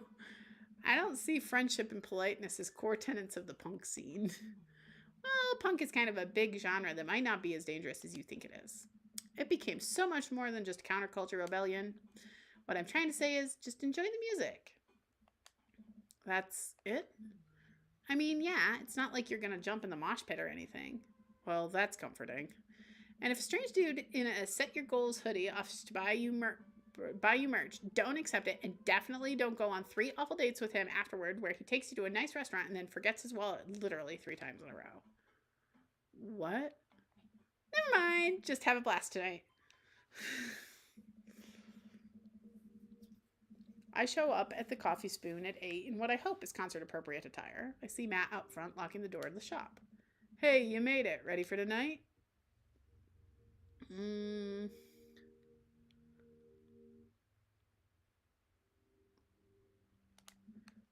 Any situation, any outcome, I can handle it. I sleep with one eye open. I'm prepared to kill. Are you? Oh, he didn't like my joke. Oh man, I gotta admit, I haven't been to a real concert since Pet Rocks were cool. I have no idea what I'm in for. Did your daughter make you take her to one of those boy band concerts where everybody holds signs and screams and cries? Yeah. I got 2 lined up next month. I still can't get the glitter out of my car from the last one. Stay strong.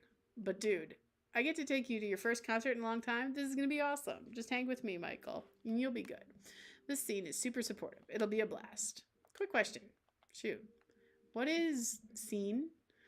Matt lets out a tiny laugh. Sorry. It's just weird because scene can describe a music scene as it pertains to a community of people who like the same genre, but it can also describe a genre of music no one wants to admit they were into.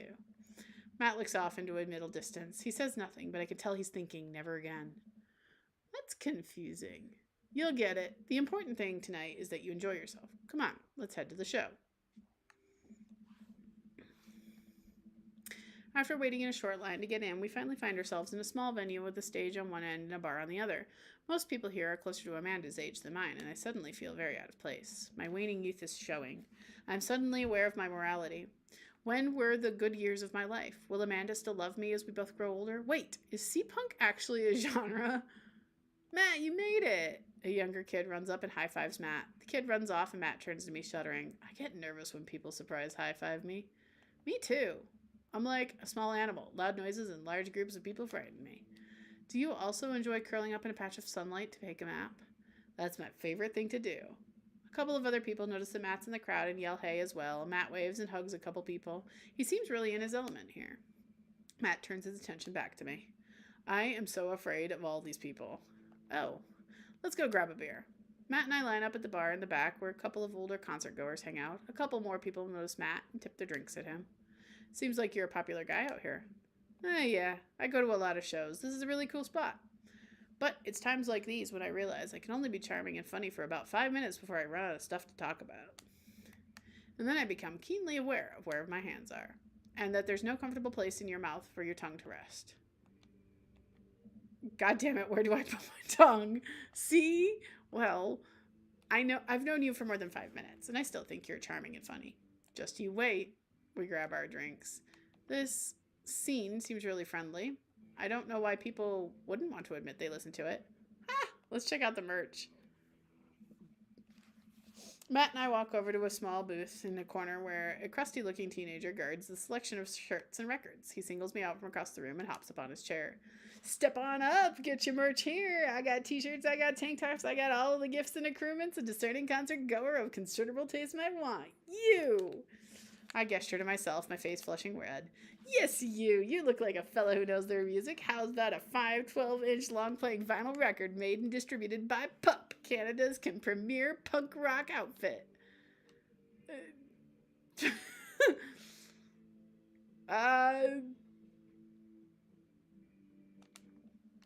Well, see here, fine shopkeep. Your enthusiastic salesmanship has aroused my interest and suspicion in equal parts. How can I, a consumer of the finer goods of life, trust your wares to be true of spirit? A fine question from a discerning patron. Okay, Pablo, you can give it a rest. The teen hops off his chair and takes a seat. Your friend looks so lost, I figured I'd give him the old razzle-dazzle. How the hell are you, Matt? Day by day, my man. They do that thing where they high-five but also turn it into a hug. Your mom doing better? She's still single. If you want to be my dad, I can make that connect. And I have to deal with you every single day? Fair enough. Who's your bud? That's Michael. I thought I'd bring out a concert pal. Pablo leans in closer to Matt. Is Michael cool? Matt eyes me. I eye him back. He cracks a smile. Yeah. Pablo brings me in for a bro hug. My dude! I'm not sure what to say, but given the courtesy, 2 pats on the back, as is customary of our society for people you don't know super well but still want to be friendly to. Pablo's a total card. Kid plays the hell out of a bass. Yeah, man, when we start our witch house band. You know, I'm out of the game. It's a shame, you know. Vacant Veil would have slayed. It'll slay once you start actually making music instead of just printing a bunch of band shirts. We got the sickest logo. While Matt and Pablo talk, I check out the merch. These shirts are really nice. Looks like the opener's coming on. Let's get a spot up close. Matt and I walk over to the stage where a crowd begins to form. The band walks on stage and picks up a variety of strange instruments. Is that a harpsichord? The lead singer addresses the crowd. He has a mandolin slung behind his back. Hey, what up, everybody? We're Jonathan Jones and the Speakeasy Choir. My name's Daniel. Let's start the show. Oh no, these guys. What? Without time to respond, the band starts playing the most cacophonous noise I have ever heard. What is this? Matt doesn't say anything. He just hands me earplugs. Thanks! I put the earplugs in, and whatever the hell is assaulting my ears gets a lot quieter. For a band this bad, they sure do seem to be having fun. I guess that's what really matters. Jesus, did the cellist just break his bow in half? I don't get this. The set seems to go on for forever. There's no break in the songs, and I think one of the band's members' jobs is specifically to burn poetry on stage. I turn to Matt and try to start a conversation. So you go to a lot of concerts out here, huh? What? So you go to a lot of concerts out here, huh? What? Uh I made him happy. Matt turns attention back to the show. He can't hear me, so I just stop and try to enjoy the music. Okay, no, this is impossible. How long have they been playing the same song? 10 minutes? 20? A year? Eventually, the set ends, but only after the drummer sprains his ankle during his saxophone solo. They promised it was part of the act, so he was carried off stage crying. Matt and I both pull our earplugs out. Man, that was something. I promise Pup is much better. I just have a lot of questions that I don't know I'll ever get an answer to. Oh yeah, he sprains his ankle at every show. They were being real about that. Let's grab another beer. Matt and I work our way out of the crowd and back to the bar. More and more people file in the concert space as it gets closer to the main act. It's getting kind of crowded in here. We grab our beers and I try to follow Matt back to our spot, but there are so many people I'm having a hard time keeping up. As I work my way through the throngs of excited concertgoers, I realize I've lost Matt entirely. I stop and look around, seeing nothing but a sea of hip 20-somethings. I'm lost. How am I ever going to find Matt? Here, where's the exit? Are there even exits? What if I'm trapped in this building forever? Am I going to see my daughter ever again? What if the terrible band gets back on stage? What if... Suddenly, a hand reaches out to grab me. It's Matt. Almost lost you, buddy. Whew, I got nervous for a second. You and me both, dude. He takes my hand and leads me back to the stage. I can feel myself blushing a little. We finally settle back on our spot and wait for the band to start. Busy place, huh? Yeah, Pup really brings out a crowd. So you go to concerts a lot? Oh yeah, it's one of my absolute favorite things in the world. I think it's one thing to listen to music and connect with it, but when you're in a room full of people connecting with the music, it's just the same way you are. It's magic. I suddenly have an urge to pee. Curse this tiny dad bladder. I've never heard it put that way. That's really beautiful. Also, I have to pee. Hurry up, man. They're about to go on. I squeeze my way out of the crowd toward the restroom. I really should have gone before I left the house, but Amanda was watching beauty videos in the bathroom. She has an eyeliner wing going halfway across her face, which was actually a pretty good look. I'm so proud of her. I make it to the restroom finally, but it's one of those single-person restrooms with a line forming outside of it.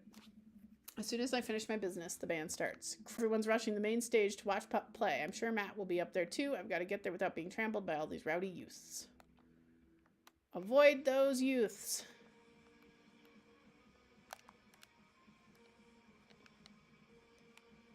I don't think I'm gonna get through the crowd. I'm probably gonna die.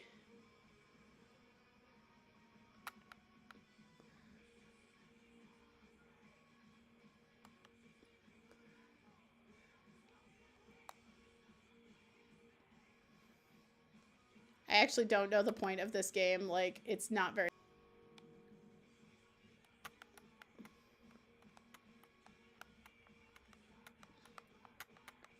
Oh my gosh.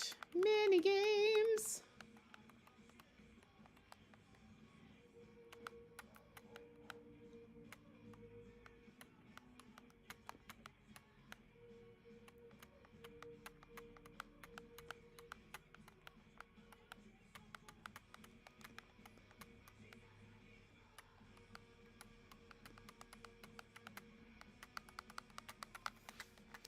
Oh my gosh.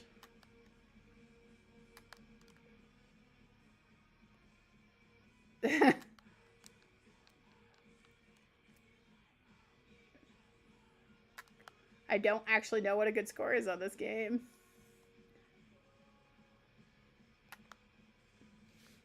Oh my gosh.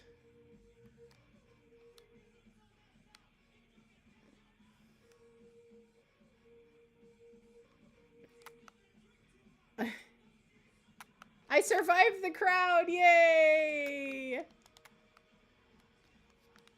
And I got a power pop. Well, I mean, it's actually Pup, I think. I'm finally able to work my way through the crowd to where Matt originally was, but he's nowhere to be found. Shoot, well, I guess I should keep I bumped into her behind and find myself in the middle of a bunch of youths running around in a circle to the music. I'm in the pit. How do I get out of the pit? Out of nowhere, a youth shoulders himself into me and keeps moving in a circle. Hey! I guess I'm moving in the circle now. I frantically search for a way out, but all I can see is the ocean of youths rhythmically slamming into each other. Another youth slams into me and I lose my balance. I'm about to topple over. This is it. This is how I die, trampled into the boots of counterculture. Someone grabs my hand. Someone familiar. I look up and see Matt. He pulls me back to my feet. You're wild, dude. Matt throws his arm around me and we jump back in the circle, bashing into youths left and right as Pup plays a killer solo. I didn't know you messed with the pit. Me neither. I can't believe this. I'm having fun. I'm a little mad I didn't stretch before physical activity, but I'm having fun. The song ends and the pit finally dissipates. Everyone cheers on Pup. Maybe I only got enough pit energy for one song. Haha, all right, man, let's retreat. We'll show these kids how it's done another day. We work our way back out to a more comfortable spot in the crowd and enjoy the rest of the show from a safe distance. Pup put on an amazing set and basically had to beg themselves off stage for their encore. With the concert over, the crowd starts making their way to the exit. Hey, I'll meet you outside. Gotta say goodbye to a couple people. I hang outside the venue until Matt finally shows up. Hey man, thanks for waiting. I got you a present. Matt hands me the t-shirt I was looking at earlier. Well, thanks man. Saw you eyeballing it back at the merch booth. And I mean, anyone who tears it up that hard on their first time back in a concert deserves a reward. Finally, I will be able to infiltrate their ranks and defeat them not only on the field of battle, but as we've done today on a grander scale. We'll see you in the world pit, youths. Hey, Matt. Hey, it's Pup. Oh my god, it's...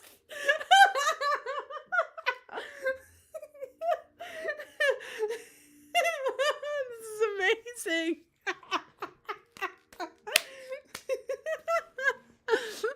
Hey, dude, didn't realize you were here. I'm so glad I could make it. You guys put on a great show.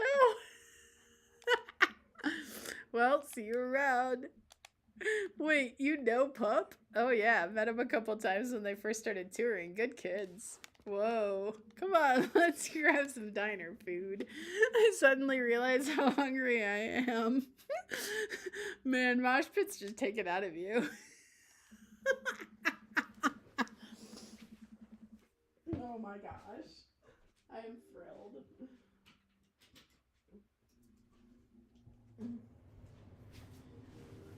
Matt and I walk into a tiny little diner with cute neon signs. We tear into some bacon and eggs in a corner booth. So there I am in the pit, trying to explain to the face tattoo guy that I didn't mean to elbow him in the face tattoo, but he's already seeing red. Not from the tattoo, which coincidentally was red. He's lumbering towards me and there's nowhere to go. It's the end for me, right? Then out of nowhere, I get this idea.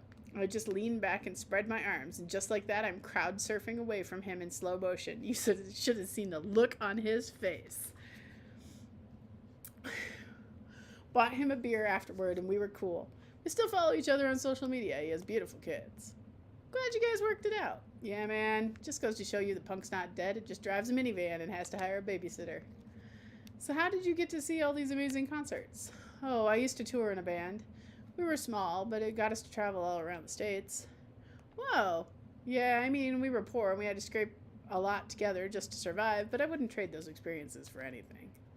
But yeah, that's how I knew a bunch of those people at the show. Music like this builds an amazing community, especially in a town like this. Just a lot of positive energy and good vibes. I got that feeling. Plenty of friendly people, especially that Pablo kid. Oh man, everyone loves Pablo. His mom's been raising him on her own, and you can tell that it's been tough on both of them. I know he looks up to me, so I try to help him out wherever I can. That's really nice of you. Thanks. Us single parents just really have to look out for each other. How's Carmencita? She says she wants to learn the drums. Oh boy. It'll be loud, and I'll need to take a lot of aspirin, but I'll manage. Can't really blame her. I'm suddenly very grateful that all of my daughter's hobbies are super quiet. Photography, collaging, whatever it is she does on the internet. Thanks, Amanda. I'm trying to be supportive of Carmencita's rebellious phase, but I guess that kind of defeats the purpose of it, doesn't it? I think it would be a good daddy-daughter activity to find something to rebel against together. Like what?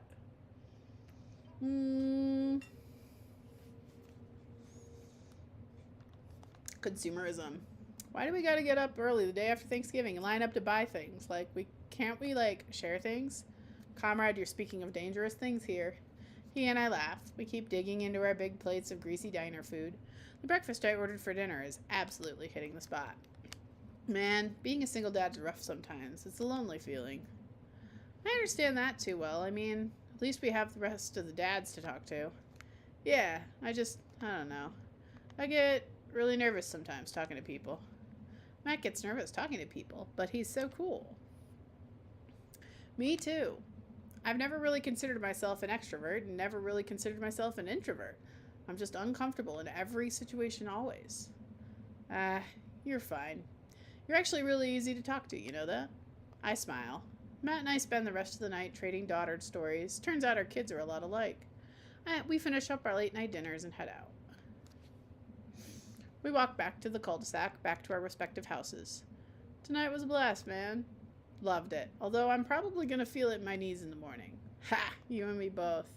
I, don't usually like going to these things alone. It was really cool to have you there with me. I'm glad. Alright, I'm calling it quits for the night. Stay cool, man. He called me cool. Matt called me cool. I walk into the house with my heart in my throat. Amanda pops her head out from her room. Hey, Pops, how was the show? Matt thinks I'm cool. You don't say. Amanda Panda, Matt thinks I'm cool. Blind leading the blind, huh? Wow, I just got dunked by my own child. Unbelievable. Hey, Amanda, remind me, which one of us tore it up in the pit at a punk show, and which one of us just spent 4 hours probably watching Tiny House Hunting Amish Triplets Extreme Edition? First of all, how dare you? That show is a classic. Second of all, you moshed in the pit? Who even are you? I'm your extremely cool dad. All right, I'm hitting the hay, Pops. I'll see you in the pit. Night, kiddo. Woohoo!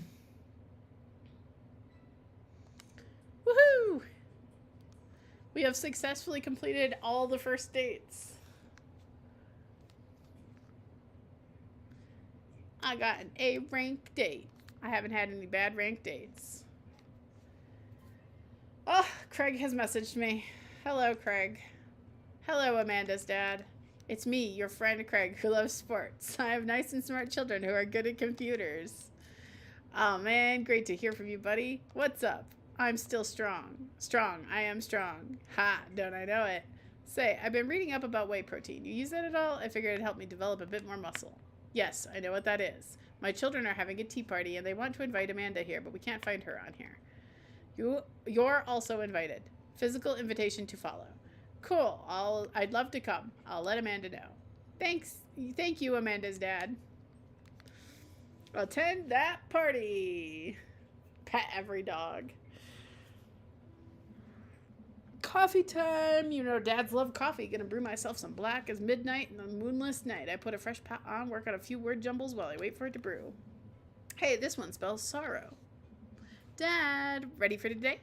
I'm ready for every day, sweetie. I'm gonna tackle it head on. No, are you ready for the thing we're gonna do today? The thing that you promised you'd do? Honey, I already told you I'm not gonna throw away my Tom Clancy novels. They're just stacked in the living room. I keep bumping into them and knocking them over. You don't even read them. Wait, no, that's not what I'm here about. The tea party, Dad. Nope, I don't remember that. Craig's kids, that hand-drawn invitation. Amanda walks over to the refrigerator and comes back with a hand-drawn invitation on a sheet of computer paper inviting Amanda and Amanda's dad to a tea party. They spelled cordially wrong. Just put some going outside pants on and let's get going. I can go outside in sweatpants. Nothing's stopping me. Dad, I'll see you in a minute. Oh man, I have choices. I'm fuck authority. What did I say about the pants? I'm a rebel, sweetie. Whatever, I'm sure it'll be fine. Hello, thank you for coming to our tea party. I do my best bow and present my daughter, who thanks them with a curtsy. This way, please. Briar and Hazel leads us to a small table with tiny chairs. Some are occupied by stuffed animals, and Matt and his daughter, Carmencita, are here too. Matt raises a comically small plastic teacup at me.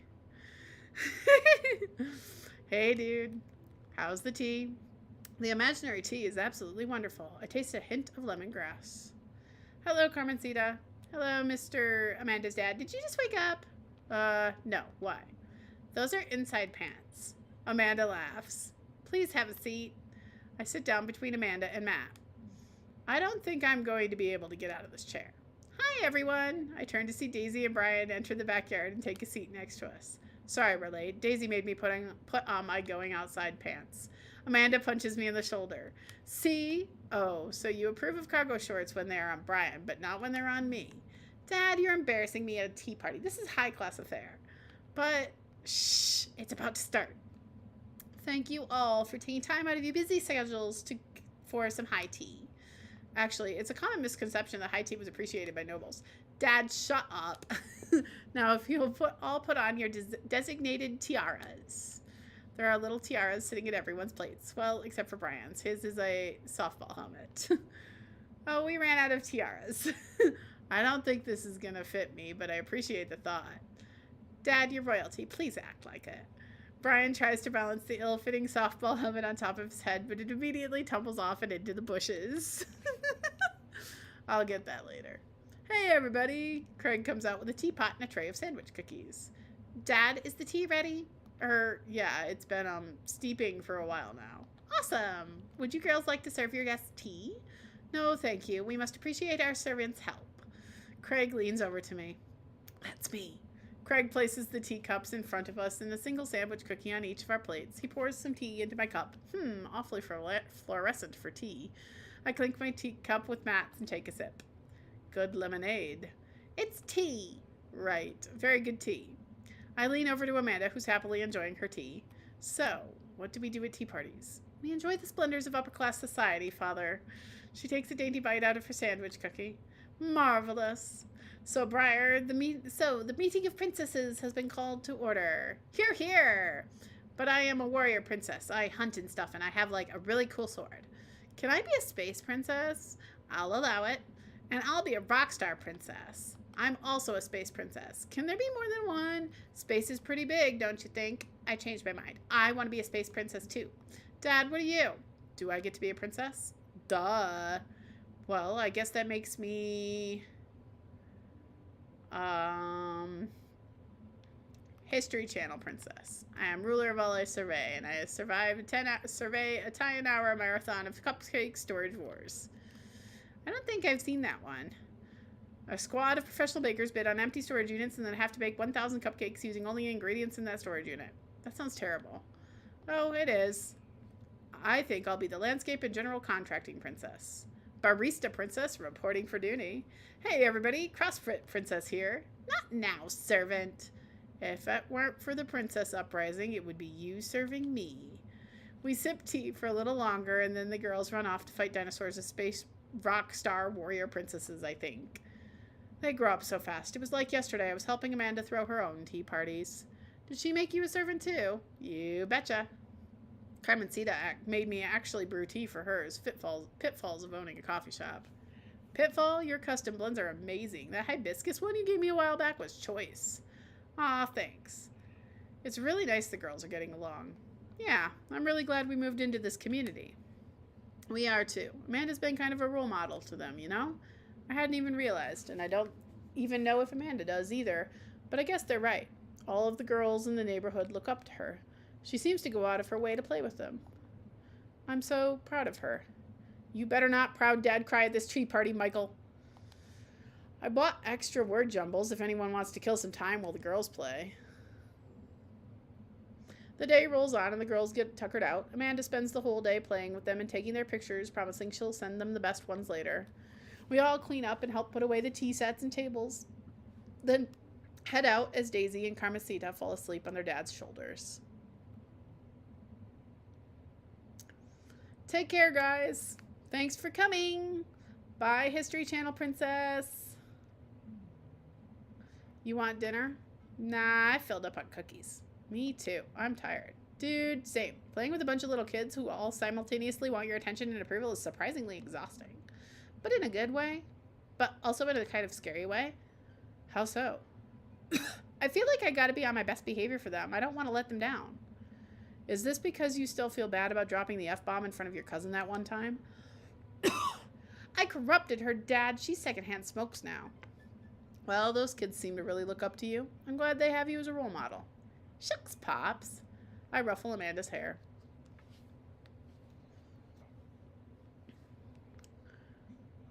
All right. And I'm going to call the stream here. And next week, yes, next week on Saturday, we will do all the second dates with all the dads. But thank you guys for coming and hanging out and watching me date dads on the random dad things.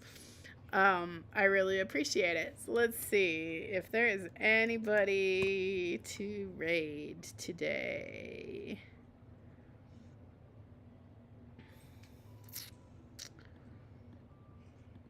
Let me see who I can raid.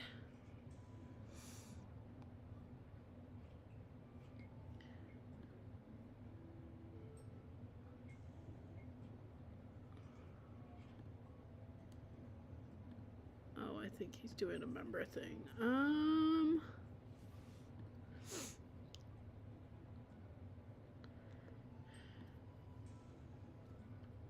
We're gonna go ahead and raid Kever because it's Canada Day and he is streaming for Canada Day, which is a big deal to me. Unless he just finished.